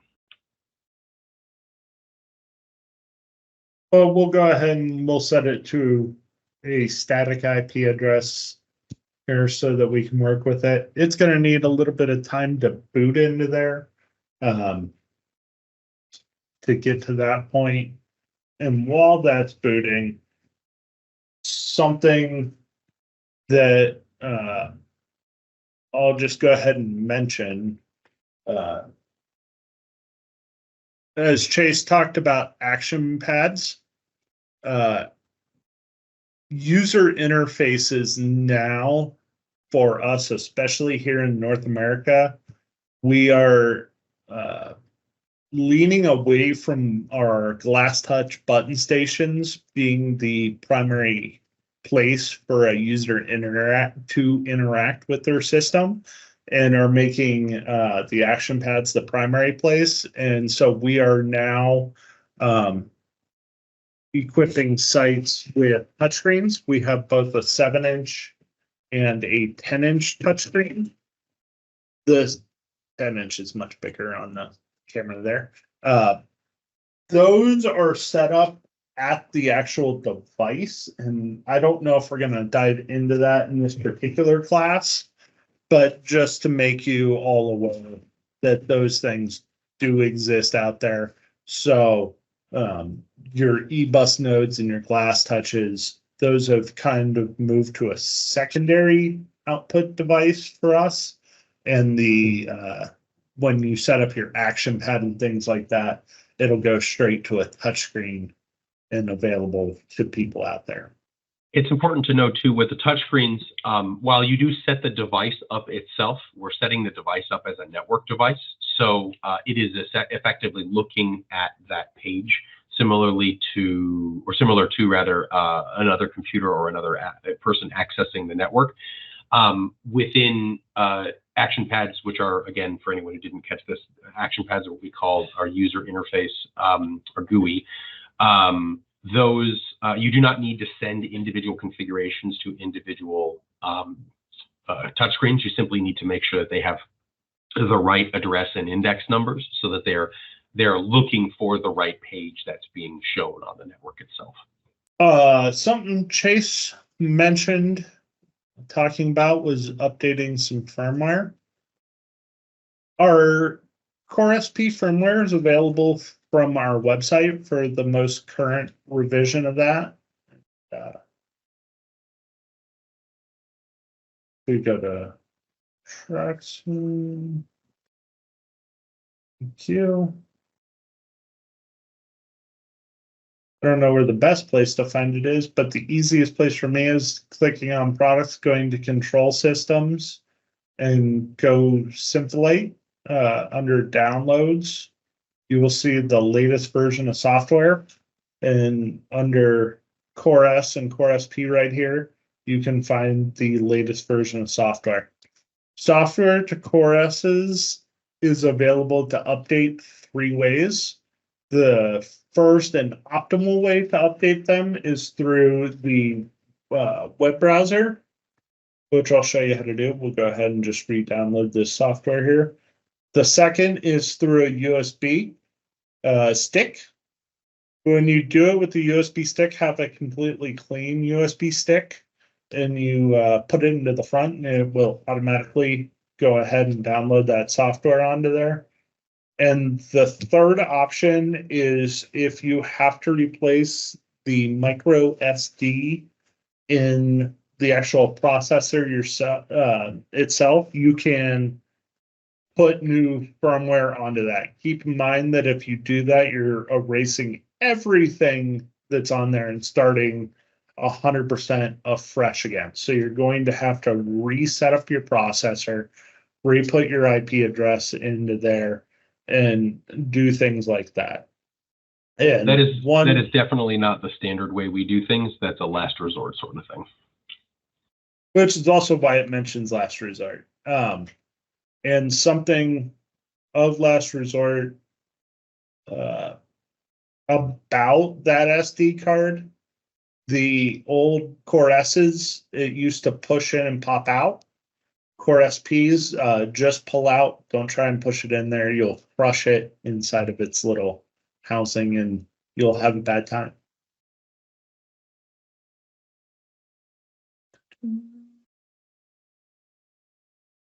The software that it downloads is just a file straight off of there for doing the web update. It's not a zip file or anything like that that you need to unzip or anything like that. To update the device from your dashboard, after you've uploaded a password into there, you can click on maintenance, and then you can simply drag and drop your file in, or you can select your file. So we can come in, grab our file, and then put it onto there. It's going to go ahead and work in the background and update itself up to the latest firmware. You will notice in Sympholight here, I have 3 processors online. This one that we're currently working with, there's a little yellow triangle with an exclamation point right next to it. Sorry about that. It says, hey, your firmware's out of date. Please update it. Other devices update from the Core S. The Core S, you actually have to go get the firmware to put onto it. All of the other devices, when we talk about updating them, you don't have to go find the firmware for them. Yeah, that firmware is built into the version of Sympholight that you're using, and it's similar with a Core S as well. You can actually update firmware from the Core S's web browser, so you never really need to worry about that. Now, specific firmware adjustments we rarely do. There is a way that we can actually upload the individual file if for some reason we were trying to backdate something for use with an older system. This is generally something that's really easy within Sympholight, and in general, it's really important for all devices in your show to have the right and the matching firmware. So that will make sure you don't have any odd functionality or devices that don't want to stay on or listen to their processor. Something that we mentioned earlier under help, where we had our credits and our license upgrade, where we click on order credits here. Ivan had mentioned doing it from the web browser. That is located under the web browser here. We just click on the config to come into the web browser here. Under license, you pretty much have the same screen that you had there, where you can fill out all this information, select the number of credits you need, whether it be e-credits or a scheduler, into there, click proceed, and it's going to give you that same file to send us and get it out to there. And this is also another place where you can come in and upload those credits into there. And it's worth clarifying, if you are on a server, which is like, if you're a server is effectively a computer. So it's going to be running Windows, it's going to be running Sympholight. So if you want to update the server that you're on site, you're going to be opening Sympholight on that machine. You're going to be doing that credit request locally to that Sympholight program. Make sure you don't do it on your computer.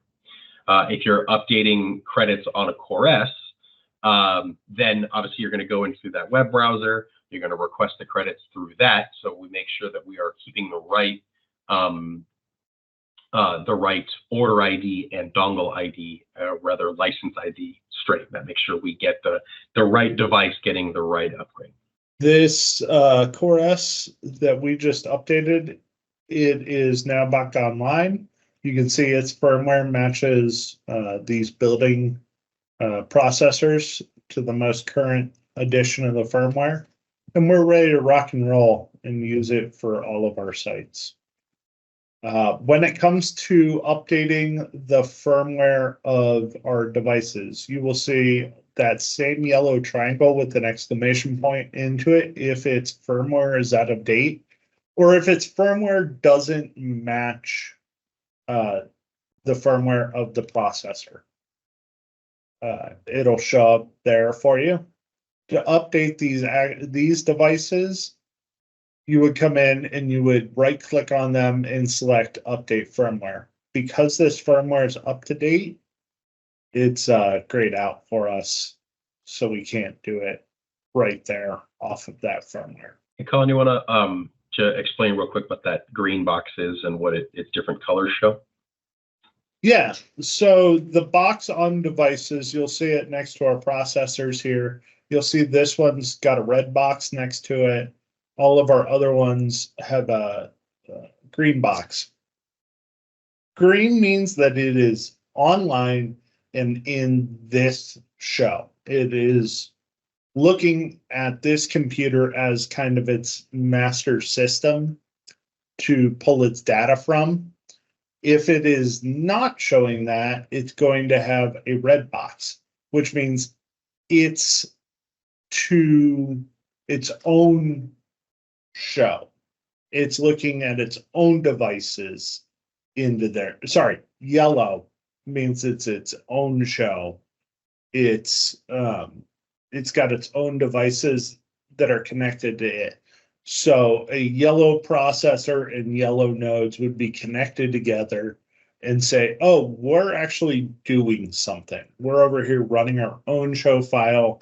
These nodes are with me. We're controlling our fixtures. Don't worry about us. Ignore us into there. Red means that it's also on its own, but it's not doing anything. There's not a show associated with it. It just says, hey, I'm a cool cat over here by myself. I don't care what you're doing. I'm doing my own thing over here.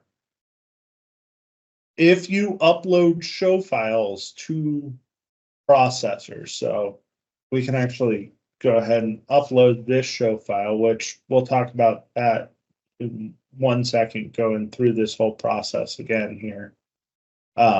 If we upload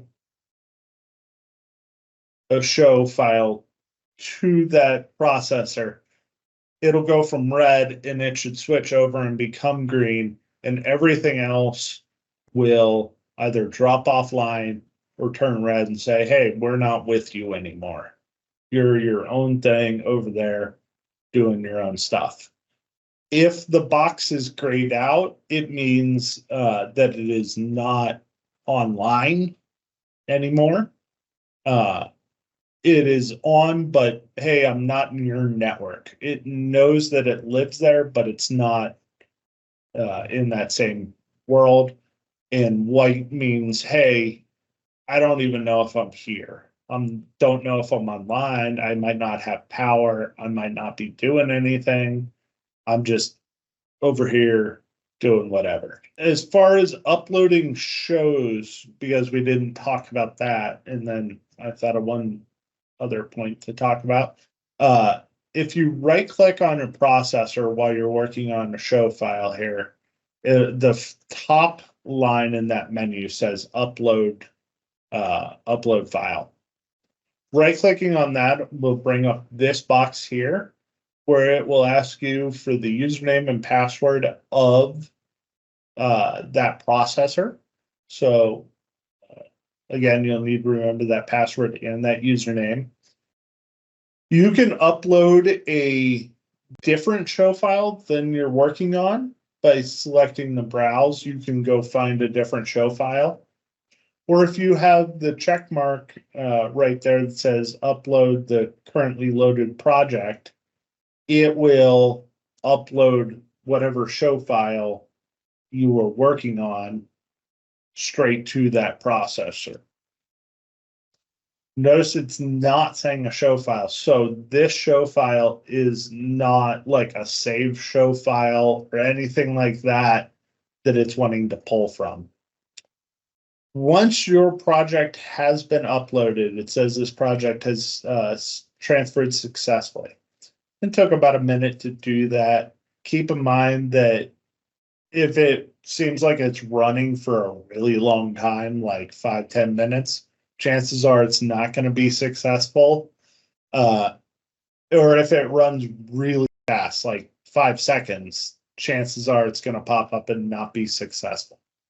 You can try and re-upload it again, or you should go into troubleshooting mode at that point and try and figure out what's up. Once it's done that, you have the selection down here where it says handover and close or close. Handover and close is going to go ahead and turn off our ARTnet from our computer and basically say, hey, go live your life, run your show, output to those fixtures. I'm gone. I'm out of here. Close will keep you still connected to that system. So it's not going to make you go away. If you're changing content in your computer, it's not going to the processor and it's not saving your content. The content is only saved to the processor when you upload. So if we hand over and close, it's going to turn off ARTnet. It's going to come over here and say, hey, I'm running this. There's not actually any devices connected to this because these are actually probably in a separate network. This is a separate network that processor is living in. But you notice the DMX node went gray. It says, hey, I'm online. I'm just not connected to your computer. I'm off connected to a processor. I'm living and doing my own thing. Something of importance to mention when it does come to uploading the files and where you can upload save files. This program is not natively set up to automatically save. It will also not save your file like on a backup or whatever if the system crashes or if you close it automatically. So just like any good college professor would tell you, save often. Save your file, make sure that you've got a good copy backed up into there. If you're gonna go make some wild changes and might want to go back, make sure you save 2 different copies of that show file. Go ahead and click on the save as or the export with media. Save as, come in here. It will natively select that it's doing it without media. By selecting media, you're gonna have all of your content that you could possibly want into there. Make sure you save it and have it available to you. Then to mention too, there is an autosave function. It's in our backup or tools and application settings. As Colin said, it's not clicked by default. Obviously, you guys, make gals, make the best choice for you. If you find yourself working with Sympholight a lot, and you find yourself working on versions of files that are on specifically show files that are created with different versions of Sympholight, you'll probably not want to have that by default. Like if you were on a server, so if you're actually going to a site to commission something, if you can select this in the the actual server that's running the system for your job site, I would recommend turning that autosave on. That's just helpful. But you as a programmer probably don't want that on your machine, because if you start messing with a file that's say for a job site, and you maybe using a newer version of Sympholight than that job site, you'll automatically end up saving after however many minutes you set the interval to your file into a new version, and that actually may get you in trouble, right? You may end up, having to go back to that site, pull down the old file, something like that. It's just something to keep in mind. Sympholight is not reverse compatible; it's forward compatible. So any file from an older version can be brought into a new version and saved, but anything from created with a newer version cannot be opened with an older version, and that's going to be really hard to miss in the actual Sympholight Windows-based program, because it will tell you it can't open it, but that is not going to be as obvious if you try to load that onto a Core S that's running a lower file. So something to keep in mind. So what I was working on, and I grabbed the wrong NIC, on it. LCE processors aren't necessarily going to show up in this same list when you're building a show file to upload the show, because you are building the show in on the processor. So if you wanted to work off-site, you would build it on your computer and then save and move the file over. Now, I grabbed the wrong network on the back of the processor, so it's showing up on the list here, but you'll see if I try and go to the remote browser on it, it's not going to want to connect, because one side of that process, and there it went away. One side of that processor is ENet communication, and the other side is internet communication, for the lack of better words. And I grabbed the wrong side. So if you're working on an LC3MX or a LC3UL, it won't appear in this list to upload the file like Core S's do. You just are in the file, and then you end up living in the output tab, which we'll discuss later, to have your show on there, as opposed to a Core S where you don't leave your computer behind. And to clarify two things about that. So as best practice, we find it's easier to program systems on a mobile laptop. It's easier for you to move around the site, test things, create content. Oftentimes we use a wireless access point, but it's easier to run that off of your machine, your working machine, and then transfer that over to the actual processor that's going to be running on the site, and then of course hop in there, do some testing, make sure that it's ready for the customer. Ultimately, when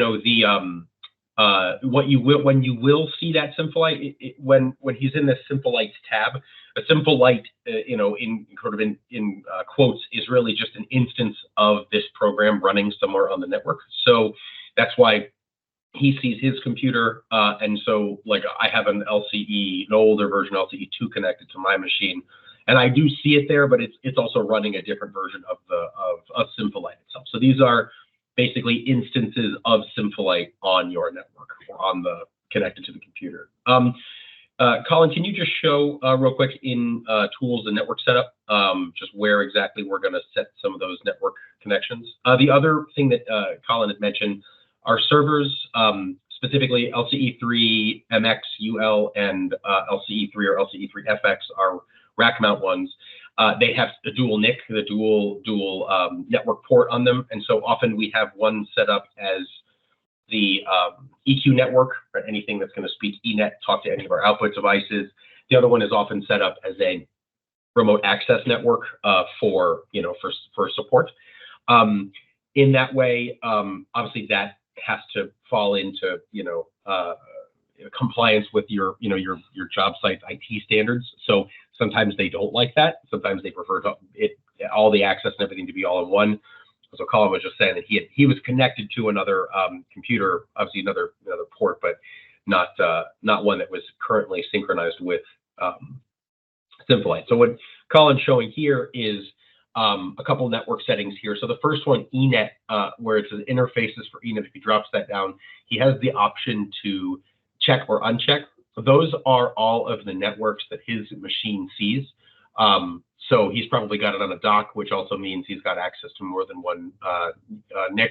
You would see the same thing if you had a USB to Ethernet, adapter on your computer, and if you also happen to have like a static native Ethernet jack. So anything that's on that computer as far as network communication, this is what you're going to be able to see. And then as you scroll down to, you can choose ARTnet information. Obviously, if you want to use ARTnet, you want to make sure that you enable it here. Optimized timing and ARTsync packets are also a good idea. You can also tell Sympholight which interfaces that it can speak ARTnet on. just to limit some network traffic and make sure things are clear, and also what that default interface might be. Same goes for streaming ACN. So, you know, and if you ever are finding yourself, like, let's say you've been on a site and you've been going back and forth, bringing network devices on, and you've had to change your network port a couple times, every once in a while, if you go up to interfaces for eNet and uncheck both of those boxes, or maybe you just have one in your instance, it's best to uncheck, hit OK, and then go back in and recheck them. It's a good reset for the network port, just in case you're having trouble. And also, Colin, can we go to the web tab as well? So here is where you adjust your web server settings. So this is not something you need to do if you're building a show file for CoreOS.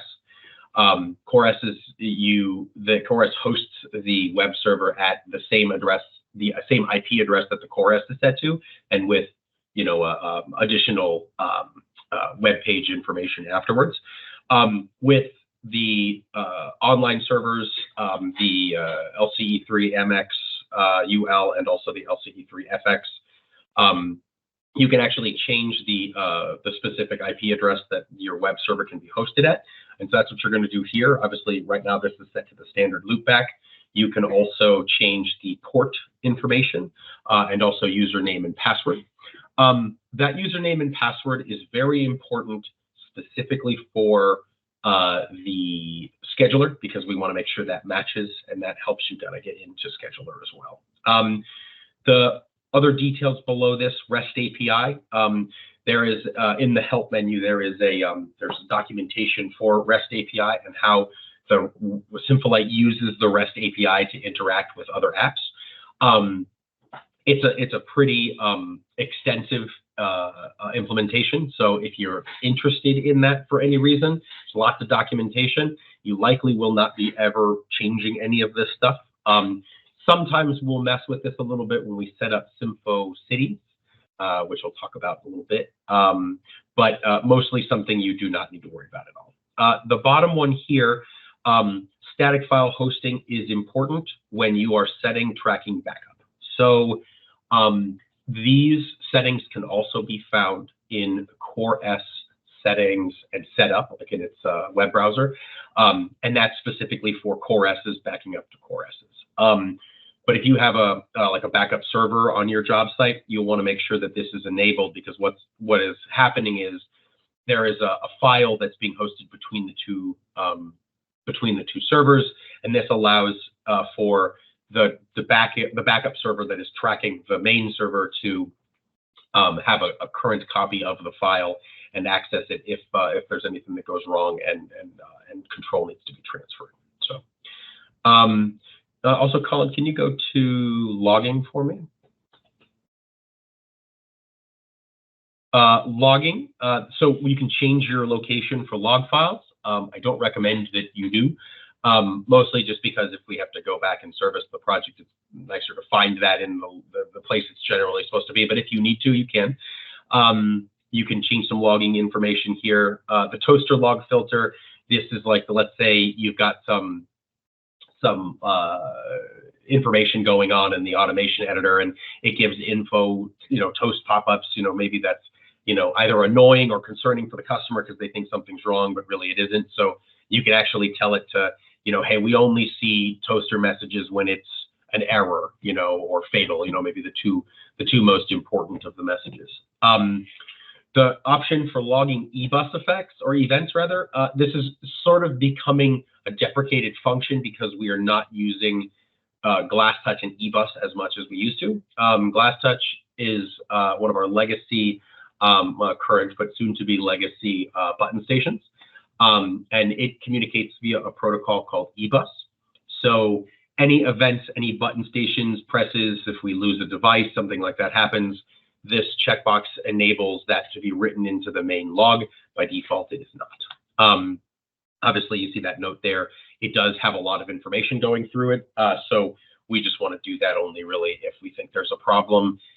In the past, maybe, someone had mounted one of those button stations in a place that's rather wet, like a bathroom or a pool or something. So if we need to figure out, if there's an unknown button press happening, this is a good way for us to do that. Colin, can you click on Canvas as well?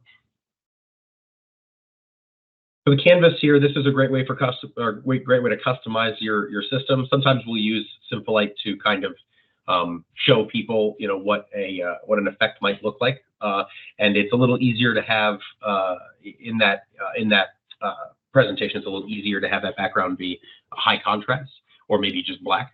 So with this, you can adjust the color of the grid lines. You can also reset them back to their normal. So this is entirely based on what you prefer as the programmer. You know, maybe if you, as we'll look at in our output tabs, which show a version of the 3D space here, sometimes you might want that to be all black so the customer can see something that looks a little more detailed and realistic.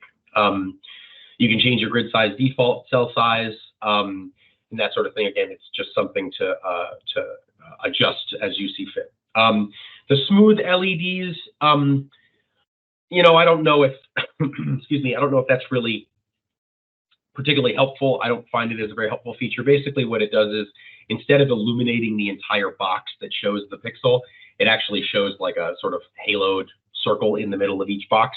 Maybe looks more like a round LED. Not that sure if that's helpful really. In visualization, it might be, you know, if you're using like a node-based product or something that reads more round than it does anything else. Again, we don't see that being used very often, but that's how you change that. And the very last thing on the bottom where it says performance, the mute visualization. So you can basically mute the reproduction of the pixels and whatever might be running on them if there has been no input on the screen or no input from the keyboard for up to, you know, a certain amount of time. This is set by default. You know, it's a good idea, I think, if you have a lot of pixels and there's a lot going on in your program. This is one way to help keep the overall processing requirement down. Often it stays on and it's not a big deal. You'll notice that when you come back to your machine, you know, let's say you've uploaded to your server and you're on site and you come back the next day to finish up training, you'll see a big red, you know, muted or output visualization has been muted in the middle of the screen. You just click, it goes away, it moves off. So if maybe the customer doesn't want to see that, they just want to make sure that they always look at, you know, what their system is doing, you can deactivate that here. Colin, can you go to content for me real quick? So this is a way to set specifics for fades.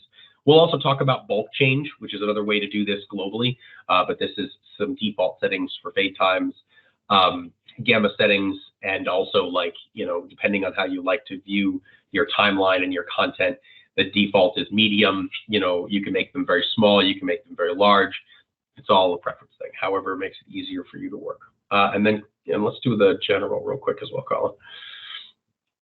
Colin. So we talked about locations for project files. Standard, like when you get an LCE, lighting control engine was what that stands for, by the way, server from us. This should be defaulted basically to a place on the desktop. If it isn't, definitely make a folder on the desktop for show files and link this. That just helps to make sure that when saves happen and when loads happen, that they all happen from one spot. User storage, this is for information that comes through this program, like scheduling, etc. I would always leave this as the same. We definitely want to check load use last project on startup. That helps us make sure that we're always loading the most recent program. Obviously, this can create some issues, so you know, I would say be careful, but I think this is a pretty standard operation and it's definitely a good thing most of the time.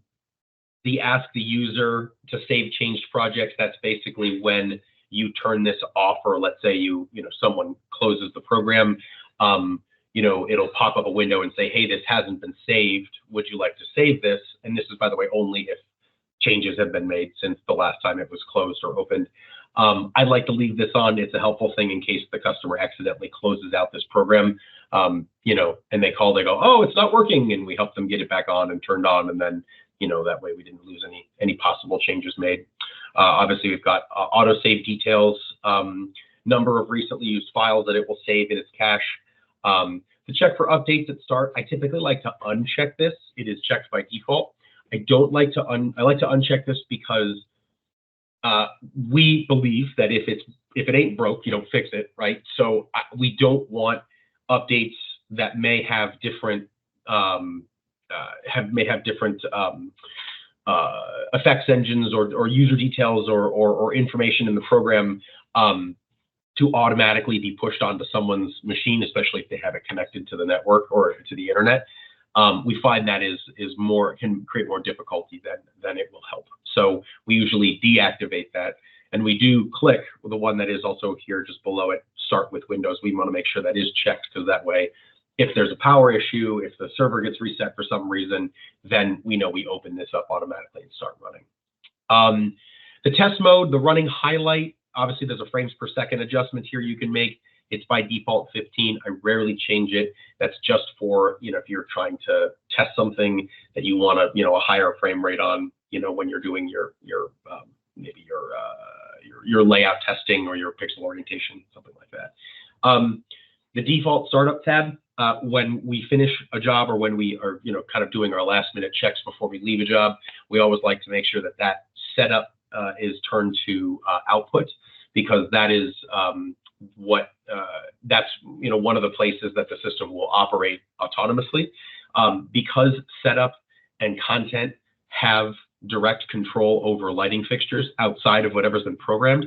If you start up in setup or you start up in content, you're not going to see the system operate as it's intended to. So we want to make sure that's usually output, but could be automation output or log. There's a max frames per second in here. Most of the time we leave that, but like if you want to operate with ePix can operate 60 frames per second.